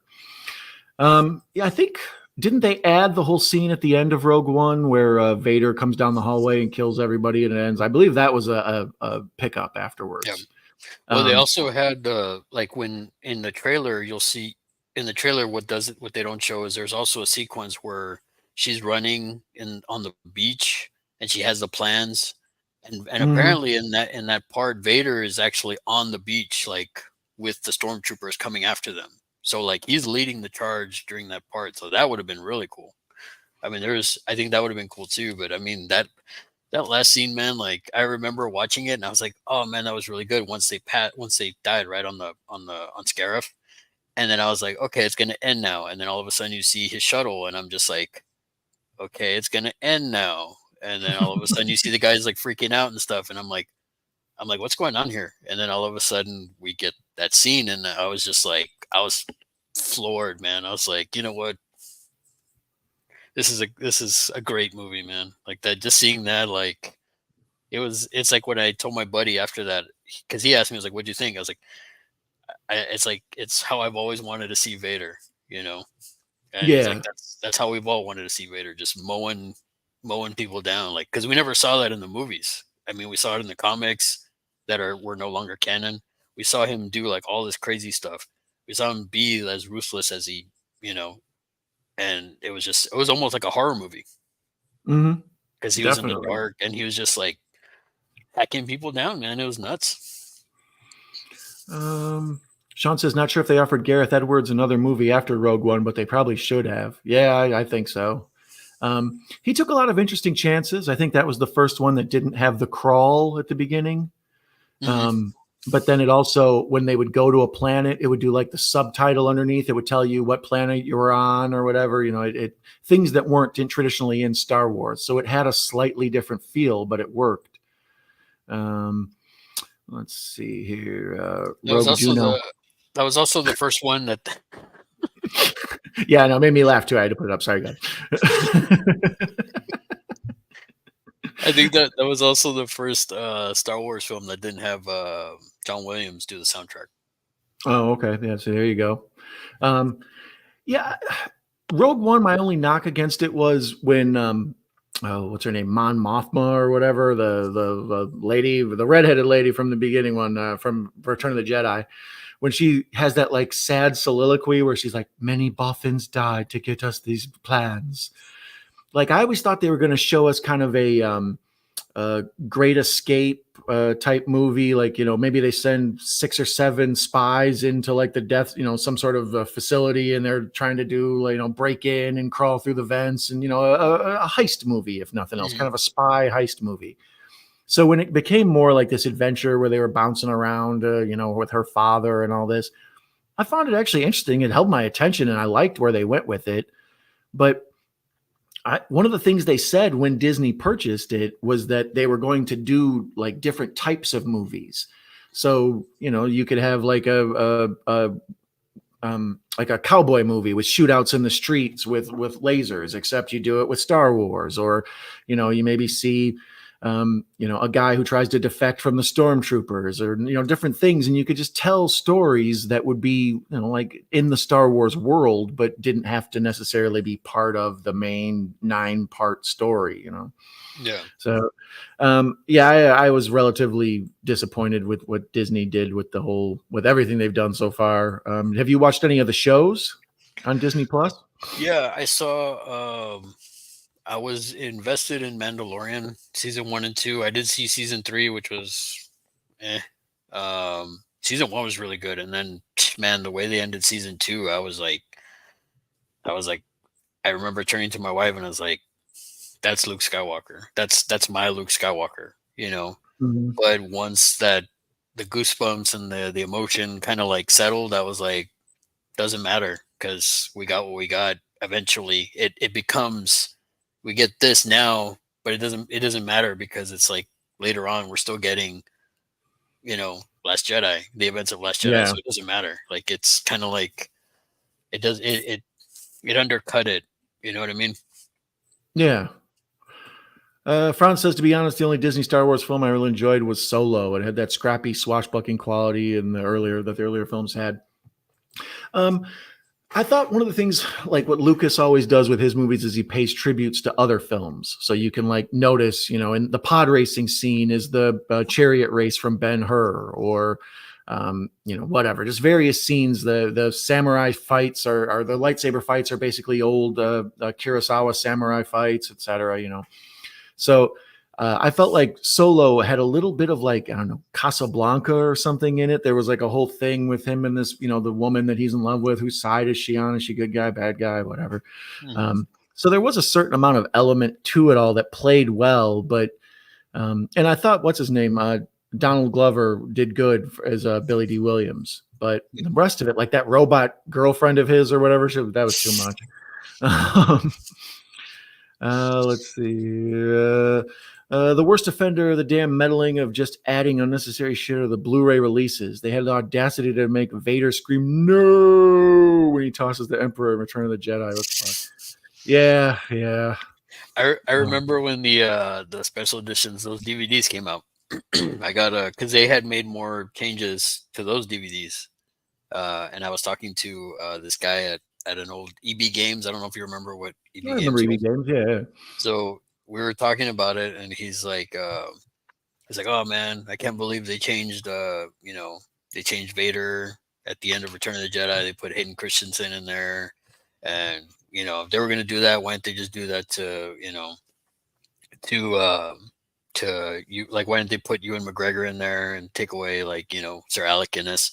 And I told him flat out, I was like, I can understand why they used Hayden Christensen. I don't like it, but it's because he was, at this point, he's been the face of Star Wars. Mhm. Whereas he says you don't really see the older version of Vader too much. I mean, you're gonna put the train spotting guy and with Sir Alec Guinness? No, man, hell no. Like, of course they're Mhm. not gonna do that. What's wrong with you? They're gonna put the junkie with this guy? And then he kind of like, he laughed, and I was like, you know what I'm saying though? It's just like, come on, man, nobody anywhere would ever remove Sir Alec Guinness. He's Ben Kenobi, man. He's Sir Alec Guinness. You're not going to replace him with, at the time, I mean, Ewan McGregor was fairly, like, not really anybody, Yeah. So, I mean, but yeah, it's just like, I wish they would have left Sebastian, and I don't know. I just feel like it feels jarring when you see him pop up next to Sir Alec Guinness. You know what I mean? Yeah, because the ages don't quite line up. I mean, I guess the logic is the last time that they were actually good. Like, he never was anything after he got older. He was always bad or whatever. But I kind of like that when he takes off Vader's helmet, like when he's like, Father, blah, blah, and he takes off the helmet and he's like, I want to look at you with my own eyes or whatever. And you see it's like a crusty old dude in there, and it sort of demystifies villains, like underneath any bully is actually like a scared coward or whatever. So, here's this baddest man in the universe, and really it's kind of like a decaying dude who's all burnt up and, he's kind of pudgy cheeked and everything. So to see that guy as sort of a Jedi in Jedi robes and, looking like a nice guy, I think that helps. But most of Hayden Christensen, I remember as being a dick the whole time. So it's like, well, why is this jerk at our party? Who invited him? Yeah, I don't know, man. I just think, I wish they would have like kept it. One issue, Sean says, one issue that will never sit with me is why the hell they felt the need to change Boba Fett's original voice. It's always a cringe moment now with the new voice. Yeah, what's his name? Tamura Morrison or what? Yeah, Tamura. yeah. Aquaman's dead. Yeah, exactly. It literally made me shout at the TV when I first saw it. Yeah, that's the thing when they changed these movies around. How it plays in your mind and the way you remember it, and then all of a sudden it's different, and you have to question yourself, well, did I remember it wrong the first time, or why did they feel the need to fix that? Like, what was the point of what was rubbing him wrong the whole time? I don't know. Cinephile Sandy says, I've never had an issue with the Ewoks because for me, they don't have enough screen time for them to be kind of issue for me. Yeah, I mean, to me, it's a pretty cut and dry. Once again, even a child could understand that these little fluffy teddy bears shouldn't be able to stand up to the Galactic Empire. So the fact that they do, and there's whole things where it's like corollaries between them being like the Viet Cong and all this, like the powerful people come in and the indigenous folks who fight back using, sticks and stones and all that, whatever. So, there was a lot going on there. It never really bothered me. And you got to do some stuff to keep the kids interested in, but the folks who don't like it, I could see their point, but it's hard to just dismiss the entire movie because of that. Yeah, but there's also they also have those emotional heartstring moments where like there's that blast, and then there's the one Ewok that's like that died, and you see him like, hey, wake up, and then they just sit there because they're like sad. And like for me watching that, even now, I'm like, oh man, it's still the music cue and everything is just like it still kind of tugs at the heartstrings, Well, for sure. But just the fact that like these, like you said, these indigenous like fighting with sticks and stones, they take out the Galactic Empire. I mean, it's like it's the true underdog story. You know what I mean? Mm-hmm. Yeah, I don't know. I kind of liked it. Yeah. Richard Marquand, he was a fellow Welshman. Oh, nice. I've only seen what's been available to buy. So there we go. It's amazing how much we went into those 4K versions. They are bootlegs, but are all worth the work. Yeah, that's going to say. Franz pointed out that there is a 77 4K or 804K and 834K versions of the original trilogy. They're the best quality versions of the original trilogy. I wish they would go back and do nice Blu-ray versions of the original uncut trilogies. Like, here's for you fans. I don't know why Disney ever would. I doubt they would, but no, because Lucas won't allow it. Yeah, I heard a long time ago that they're locked like in a vault somewhere, and he's like he would never like let them do it or something like that. Like they can't. I heard somewhere that that's part of something why they can't re-release those, because he has them locked up. He has some sort of control over them, even though they own the property. Mm-hmm. Because he had those original, or the 3 stories for the back 3 apparently plotted out, and they completely discarded them, obviously, with The Last Jedi and stuff. Mm-hmm. Let's see here. Eric says, would have been interesting to get some money to directors for the franchise. Star Wars porn on VHS. Wait, what? Sean says that he still hasn't seen the 4Ks yet, but he's eventually going to try to get that Skywalker saga, but apparently it's limited. You guys should have made a Star Wars kid tribute for the stream tonight. Were you a big Star Wars kid fan? That was at the start of the internet. I never really got that much into it. I saw him several times though. That was good. That was some good stuff, man. Especially the way people like edited it later. Like they just added to it, and like he was like, it went from him having the double saber to like blasts coming at him, and it's just like so good, man. People online, man. Just, the multiple versions. Yeah. Hey, Matt's here. Pugwall316. Hey, yo, just got in to catch you guys. Good evening, everyone. Welcome, Matt. Sorry, that never gets old to me. Pugwall316 is here. Evening, Pug. Misa not hear a word against Jar Jar. Thank you, Matt. Somebody has to stand up for him. Pugwall316, hello. The best things about Jar Jar Binks is he was parodied that same summer in South Park, bigger, longer, uncut. Tartar Jinx. Let's see here. Larry, sorry, go ahead, Larry. What are you going to say? No, Oh, okay. Larry, could you see Don being a sidekick to Chewie or a mentor to Luke Skywalker, or just being a human living among the Ewoks and adopting their ways? Yeah, you go ahead and place me in the Star Wars trilogy, pal. Let's see what you do. Your vote for horror YouTuber of the month depends on your answer. Better be good. Well, I mean, with that, it's like I could see the Han Solo sidekick to Chewie. I mean, that's the first thing I would think of. Is the scoundrel? Everybody loves you, man. Oh, go on. Yeah, I mean, that's weird that he picks those two, because those are the two I sort of identify with. I always liked Han Solo's kind of, he's a pirate. He's living his own life separate from everybody else, but he's still, he's confident and full of himself, but he's also a friend to Chewbacca, and he's got his own life and stuff. But I always liked the the Obi-Wan Kenobi, Luke Skywalker mentor role. We talked about the Joseph Campbell hero with a billion faces. In there, they often say that the hero has to have some sort of mentor. If for nothing else, then the protagonist of our story has someone to talk to, and we also learn why they know what they know. And then that way, when you kill off the hero's mentor, it gives him something to fight for. And, it happens in Lord of the Rings over and over again and stuff. Are you like me? Are you tripped out now that Ewan McGregor is older than Alec Guinness when he was in those movies, and he looks like Ewan McGregor, and Alec Guinness looked like an old man to those movies? Yeah, it blows my mind. I mean, it's interesting. People be aging better nowadays, man. The antioxidants and the HGH or some shit. But see, so that does beg the question. I also think that you would shoot first, just like Han did. Oh, for sure. Greedo he'd be lucky to even sit down before I'd open fire on the guy. That was about the time I really got upset with changes to the Star Wars, mythos, like the plan that, the idea that he was no longer. The whole that cut, right? Like that's really weird, like that Han didn't shoot first, so like that edit where his head is just like. And it shoots like that. Always is like, oh my god, man. Yeah, I mean, I thought him being the type of guy who would shoot first defined his character. Like Luke or Obi-Wan wouldn't shoot first; they would wait for the opponent to make a move. But Han don't care, especially with he's running from these people.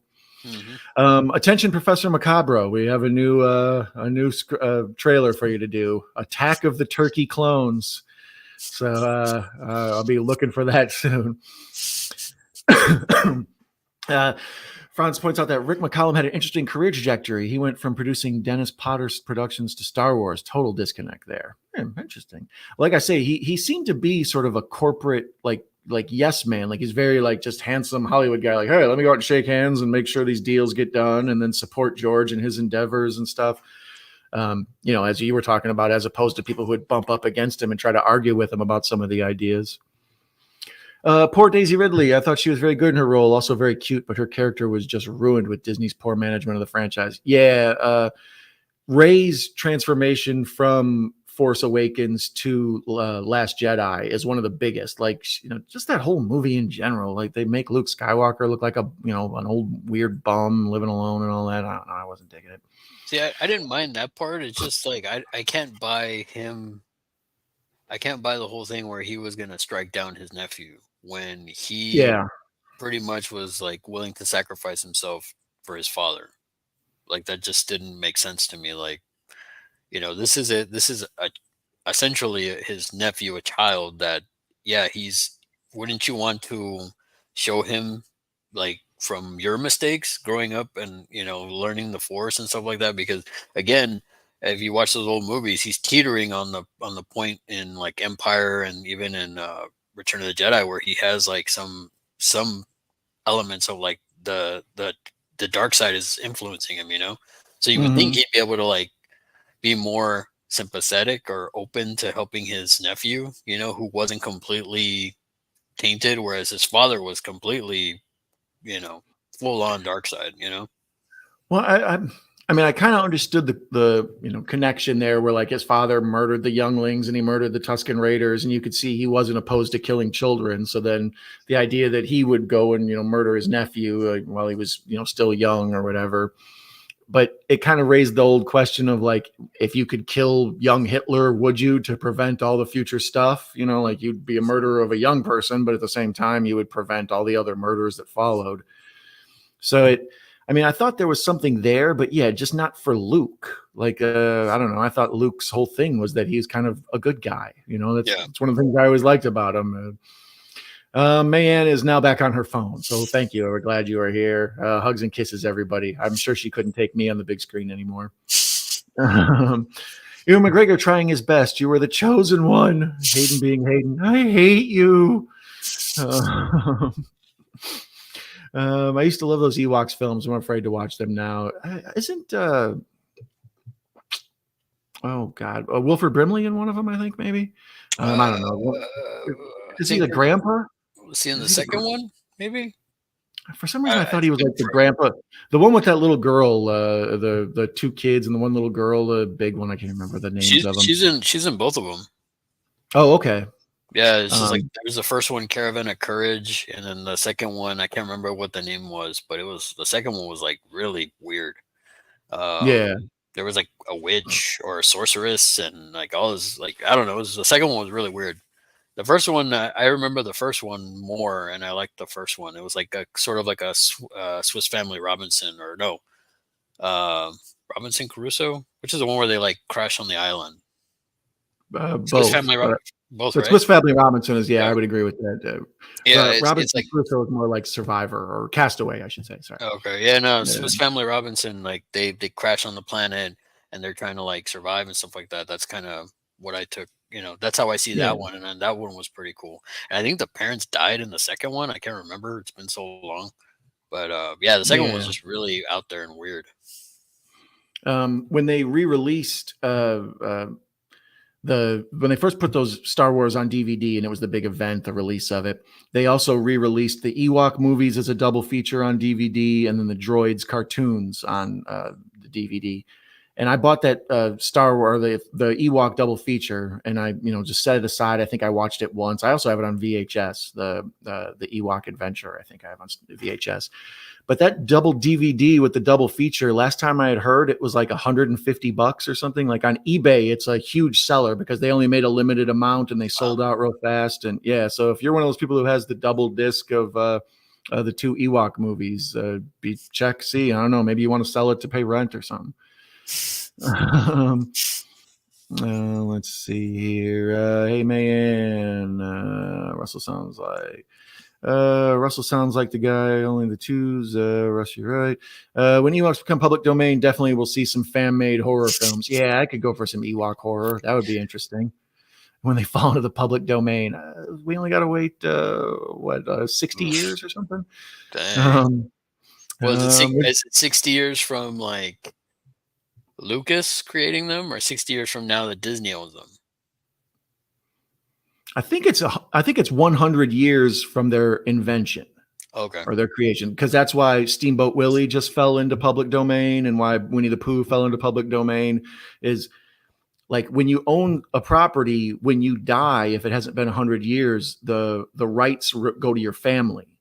So like the Superman, I think is a huge deal because one person owns the right to the Superman like the Superman guy himself, the man who's super, the Ubermensch, but then somebody else owns the legal right to the Superman S. And I think somebody else owns the rights to the Red Cape, perhaps. Like, Wow. yeah, it was a huge legal mess to try to make any Superman movie because you have to go out and collect them all back together. So, like, I don't know how you would do that with Star Wars and Ewoks or whatever. Like, I would think the Star Wars itself would fall into public domain in 2074. I don't know how that works. But yeah, as I understand, it's 100 years from creation date. But Disney has all the money in the world. They could get the laws changed by then. So I'll probably see it when I'm like 100. Yeah. Basically, just start prolonging your life so you can be around for Ewok horror movies. Would you do a strip down and totally reboot the franchise and give different spins on the films? Yeah, at this point, you might as well. Like I say, I would like to see, like an Old West type story, except taking place on, like a Tatooine and like the scum of wretched scum of villainy of wretched hive of scum and villainy. Jesus Christ! Well, like that whole thing.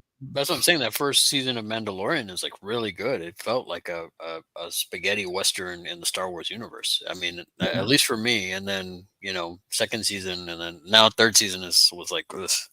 It's rough. Yeah. That was a rough watch. I did like the Andor series. That one was really good. It gave me a lot of like Blade Runner vibes. Oh, okay. I only saw Mandalorian season 1, and then after that, I canceled my Disney Plus, and they started releasing all these other ones, Obi-Wan and Ahsoka, and all these other ones, and I was just like, there's too much now. Like, I feel like if I got Disney Plus, there's like 3 weeks of Disney or Star Wars nonstop I would have to watch to catch up. Well, I mean, it's like there's somebody that I work with, and like, oh, have you seen Ahsoka? I'm like, no. Like, you haven't seen Ahsoka? No. He's like, what kind of Star Wars fan are you? I'm like, well, I mean, you saw Last Jedi. I mean, lapsed one. I did see Obi-Wan. Obi-Wan had some moments like you see Vader being like ruthless. So those parts I really, really like. I really enjoyed, but there's a lot of it that I was just like, kind of cringeworthy. But yeah, Ahsoka I haven't seen. I saw some of the Star Wars Visions cartoons. Some of those were kind of cool. There was like one really cool one I think you would like. It's like a samurai, and it's like it's a story. Like it's like they're separate anthology stories but they're animated, and it's like straight up like anime. There's a samurai Jedi, and it's really, really cool. That one was like awesome. It's like black and white, I think, if I remember correctly. And I'll have to send you like screenshots or something, but there was some interesting stuff with it, but I just haven't I haven't seen Bad Batch. I haven't seen the ending of the Clone Wars. It's just, I don't know, man. I just feel like it's been a rough road for Star Wars, man. I watched a lot of those Clone Wars. I don't know. I don't remember where I saw them. They were somewhere, maybe on Netflix or something. Anyways, I binged a bunch of them and watched them all the way through, and I enjoyed them. I thought they were all right. And then Rebels, is that what it's called? What was the one that was? Yeah, that one. I watched a bunch of those, and they were all right. But then after that, I think I kind of tapped out after like maybe season 2 of Rebels. I don't know. They kept going and going, and then I don't know. I think they made other cartoons after that I never saw. So once the universe gets so big that I feel overwhelmed trying to catch up on it, then I start to tap out. Like, my friend Guy is here. Caveman Movies and More. Hey, Guy, nice to see you, buddy. Folks are saying hello to Guy. I'm more into Star Trek films, but Star Wars are a fun ride. So yeah, Russell's a fan. I did really enjoy the Bad Batch final season. Very cool twist in it. Yeah, I didn't see the Bad Batch. That's the one about the stormtroopers who go rogue or whatever. Is that them? Yeah, they were original like clone troopers, and then they were good guys, or I think they were defectors later on. Like they didn't follow Order 66 or whatever. Yeah, I think that was in part of the Clone Wars stories, maybe, or the original inception of that concept. Because there were some in that whole Clone Wars section. There was like a bunch of Tamura Morrisons that run away or whatever. You're a great bunch of knuckleheads, and that's a good thing. Thank you. Harrison Ford sadly negotiated his exit from the franchise. Yeah, that was his thing. He's like, well, when they brought back Luke, Leia, and Han, they offered him huge money to be in those movies, and that was Harrison Ford's deal, as he wanted to finally be killed off. Don't know which film, but the stormtrooper bangs his head on the door, and they kept it in. Is that A New Hope? I think. Was there A New Hope? I thought so. When it's like opening and they're like going after Han or actually going after them. I think I know. Yeah, I think I remember that. Like, because you can't see the way the masks are cut. You can't like look up, so he kind of banged his head on the top of a like portico door thing or whatever. Let's see here. They were subverting expectations, guys. Yeah, that made me so mad. It was like, hey, we're subverting expectations. And it's like, well, you can just twist any weird ass thing into something else and just be like, there, a twist. It's a twist. Harrison Ford's first film was American Graffiti, I think. Yep. Was it American Graffiti? I know he was also in Apocalypse Now, right? Isn't he have a small part in that, I believe? It was Graffiti. Graffiti was his first? Mm-hmm. Okay. Because he was like a carpenter at the time when he did that one. And then I think he did Apocalypse Now. And then for Star Wars, they had him doing like he was just helping with the readings. They brought him in to do the readings for the auditions and stuff, and then they ended up casting him. That's how they casted him for Han Solo. It was like they just liked the way he was reading. Yeah, I've seen the list of other people who were considered. Tom Selleck, I think, was in there, or was he also for Indiana Jones? Also, because Tom Selleck was like one of the hottest guys on earth at the time because of Magnum PI, so they were trying to like capitalize on that. They also had what's his name to do Luke. He was in Carrie the jock. Oh, Greatest American Hero, William Katt.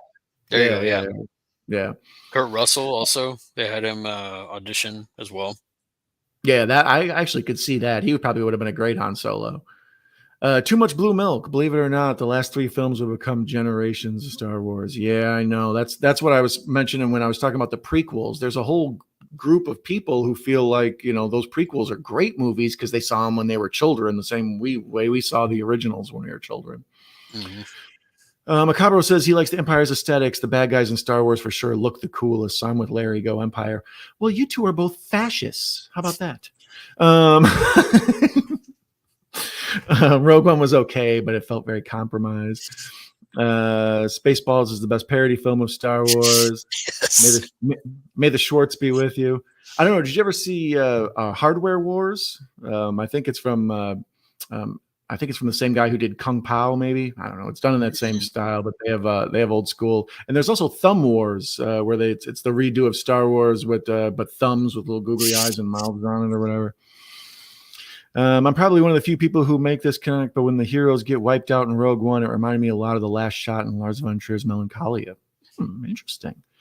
I kept thinking, even though the movie ends, Rogue One ends with everybody being wiped out, the big explosion. That's why I thought a lot of people compared it to Empire, is it ends on a downer. You don't feel happy when you leave the theater. Like you kind of.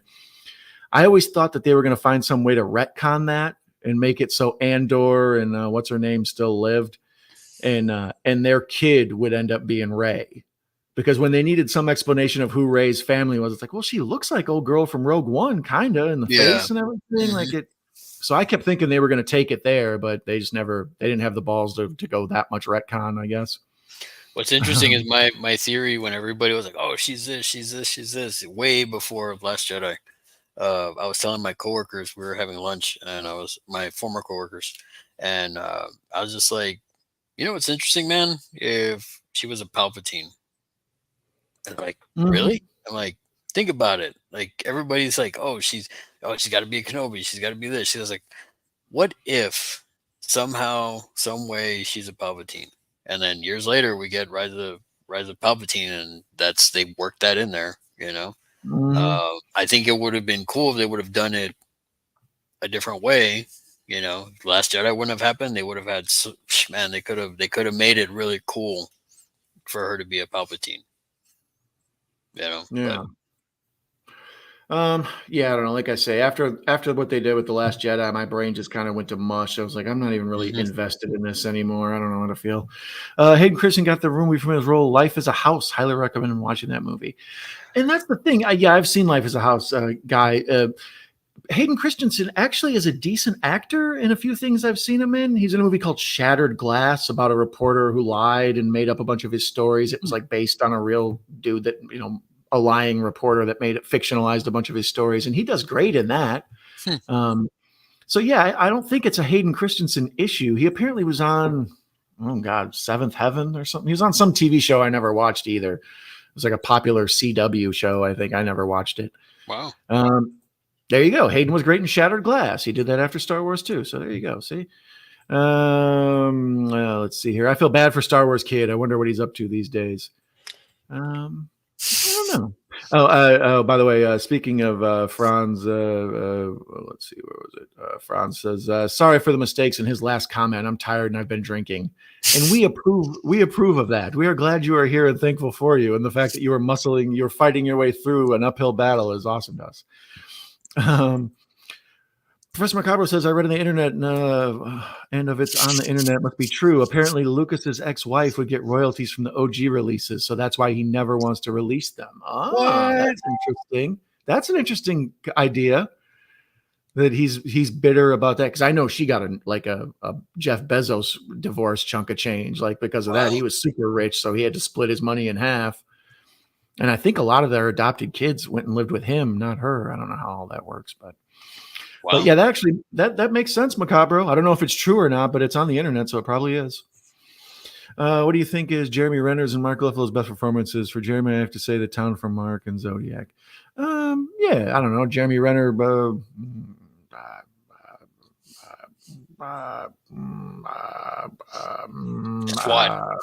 Yeah, there you go. Thank you. No, he's good. He's good in The Town. I like him in The Town. Actually, when I liked him in a lot, did you ever see that movie Tag? I've heard of Tag, but I never saw it. Yeah, it's a comedy, obviously, but he's great in it. Him, John Hamm, some other people. It's funny, man. The whole movie is them trying to they're playing tag and trying to get each other, even from kids all the way up to Jeremy Renner's character is such a douche and he's never been tagged before. So the whole movie is them trying to tag him before they stop playing the game. So it's really good, man. You got to check it out. It's funny. But for legit roles, I would say Jeremy Renner's really good in The Town. I also liked him in 28 Weeks Later. Oh, okay. Yeah. 28 Weeks Later. He is good in that. I'd probably say, I don't know. He's all right as Hawkeye. I don't mind him. But wasn't he in one of them Bourne movies? Wasn't he in the Bourne? Yeah. Was it Legacy or one of them? Supremacy? Yeah. I don't know. Oh, I remember. Ultimatum? Maybe? Sure. Just put any word after Bourne and it's fine. Born Reloaded. Born Reloaded. Born Electric Boogaloo. The Wild Guys are here. Thank you for dropping by. I appreciate it. Let's see here.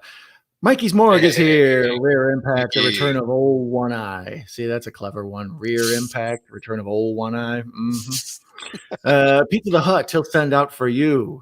Yeah, classic. He ate himself to death. Russell says that, hey, Mikey, I loved your review of Piranha Woman. So, yeah, I did see Mikey had a new review for Piranha Woman up. Let's see here. Wild Guy says, Mikey Morgue, the hardest working man on YouTube. Yeah, Mikey does crank them out. That's what I like. The castle lights are glowing dim. There's no one to bury me. The next week we're meeting Frankenstein. Don't come alone. Vincent Price. Russell always on the deep cuts. I like that. Oh, yeah. Guy says he really enjoyed Ahsoka and Rebels animated series tie-in together. Nice. I wasn't aware. Hey, Lamonia Demonia. Hey, scruffy looking nerf herders. Who are you calling scruffy looking? She didn't. She knew to not hurt my feelings. Yeah, that hurts. And then Nate is saying hello to everybody. All sorts of fun people. And Cool Casey dropped by. Hello. Interweb Kaiju. Welcome, Casey. Nice to have you here. Folks are all saying hi to each other. I always like when people get along. Speaking of folks dropping in, here's horror YouTuber of the month, Jinja Ninja JK. Hey, there's Jason. Congratulations on being horror YouTuber of the month, Jason. And congratulations on making an excellent vote for this guy, nomination for Larry. So we appreciate it. He says, "How's it going?" It's going well. We're wrapping this one up. We're closing down the last of the Star Wars talk. Lamonia Demonia says, "I found blue milk the other day. It's all right." Did you drink it straight from the teat? That's the way you gotta and get it all in your beard. So are you saying Lamonia Demonia has a beard? That's messed up. Well, if I'm not gonna say that. I've never seen the woman. I imagine in my mind she's absolutely lovely. Let's see. I kind of want to see if the blue milk at the stores is around here. So they do actually sell it, huh? Blue milk. Yeah, huh? True Moo. I think that's the brand, True Moo, and it's like it's in like the half gallon. It's got a animated sticker of like Luke and Vader crossing sabers, and apparently what the flavor is, it's blue, but it's like vanilla. It's just like vanilla flavor. It's nothing special. Oh, okay. From what I've heard. I mean, I haven't seen it around here, but I haven't really looked for it either. I was imagining like strawberry milk, except blueberry or something. I don't know. So okay, vanilla, that makes sense. Yeah, but I mean, again, they could have done could have done blueberry. You know what I mean?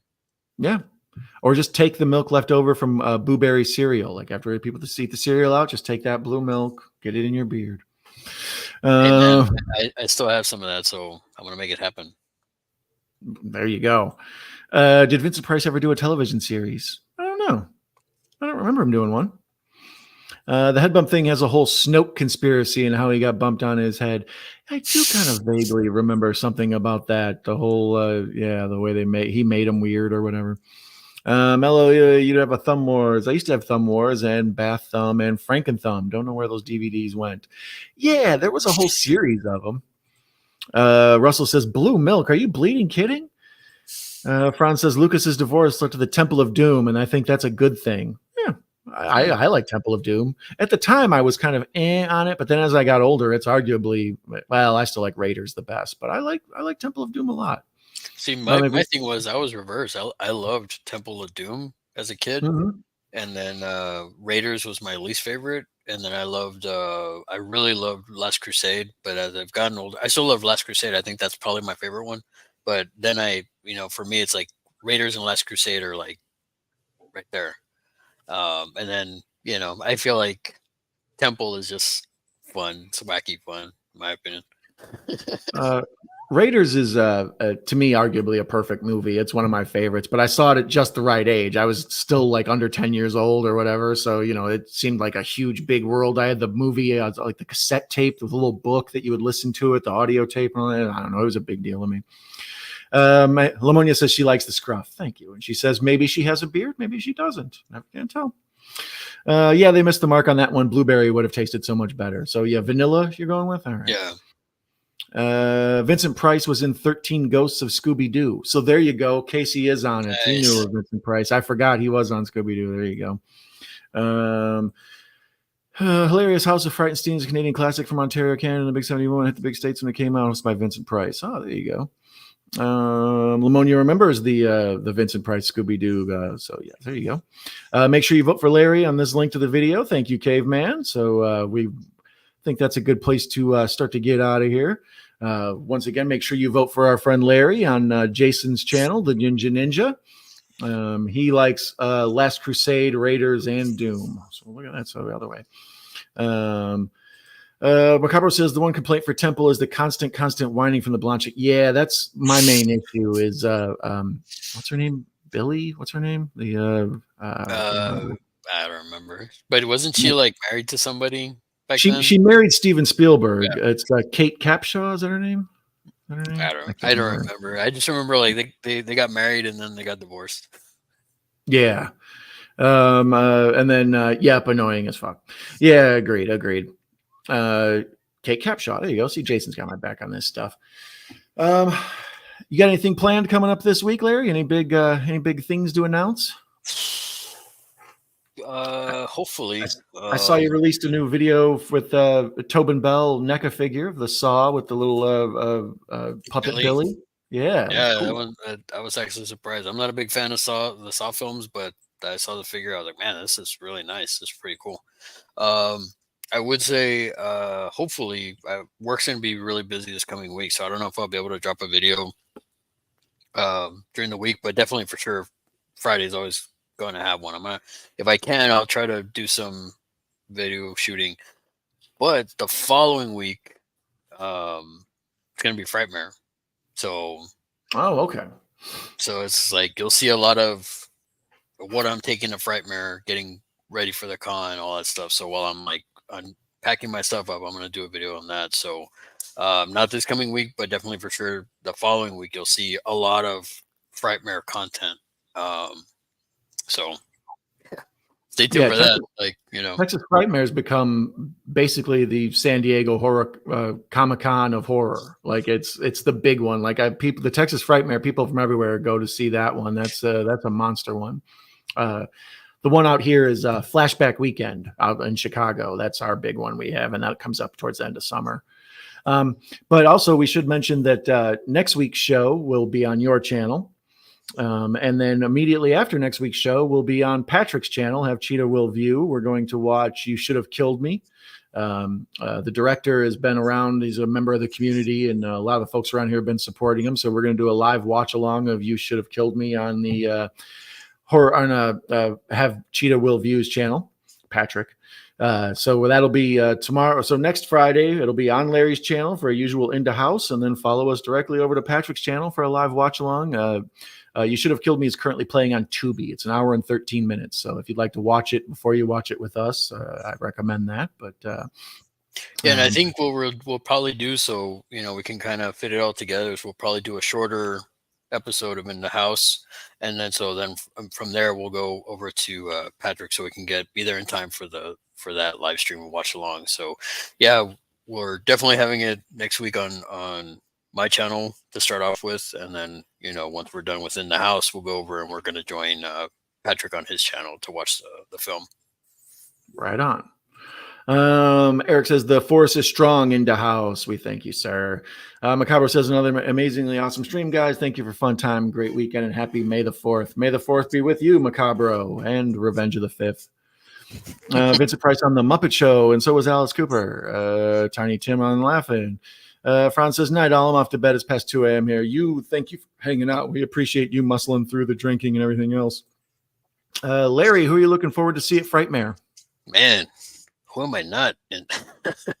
I guess three. I'm going to say three because I can't just say two. Ted Nicolau, director and director of all the Subspecies movies. He's going to be there.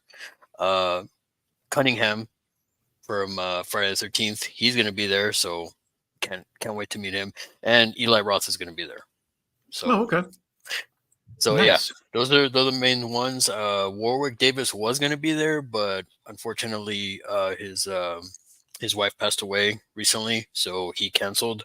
So I kind of knew he was not. Once I heard that, I was like, yeah, he's going to cancel Frightmare, because I was really, really like, oh man, I want to meet Warwick Davis. Leprechaun, Wicked, Willow. I mean, come on. But yeah, it's totally understandable. So yeah. But those are the main three that I really want to meet. There's a ton of other people that I want to meet, but those are the main three that I definitely want to meet. I'm guessing Eli Roth must have wrapped production, or they must almost have picture lock for the new Thanksgiving. It's this year, right? The next Thanksgiving, the sequel is going to be this year, or is it next year? Next year. Oh, okay, gotcha. Because I saw he was going to be at Flashback Weekend in Chicago. They just announced him too, and I was like, doesn't this dude have a movie to make? What the hell? So that makes sense. All right. Stay safe, stay healthy. God bless and God willing, I'll be with you next time. Great stream, guys. Yeah, we appreciate you being here, Russell. Keep an eye out for me on my channel. I'm going to be doing a watch along of Big Trouble in Little China. I already got everything set up for it. Dude. I knew you'd be excited of that. Look at Larry. It's a little happy how faced is you. And I have a few other things planned, a few tricks up my sleeve. You never can tell. So the watch-alongs will be continuing. The beatings will continue until morale approves. But other than that, our morale is awesome because you've joined us for Star Wars Day. We appreciate it so much, even though it was a day early. It's Star Wars Day Eve, I think. It's like when you get to open a Christmas present a day early. Uh-oh, are you going to kill me with a lightsaber? Great stream. May the 4th was a Twitter-driven hashtag because the movie was released 5/25. Whoa. Here. Happy 4th, guys. There you have higher ground. All right. Thank you guys so much for hanging out. We appreciate you all so much. And green grass and high tides forever. And have a great, great spring season. All right.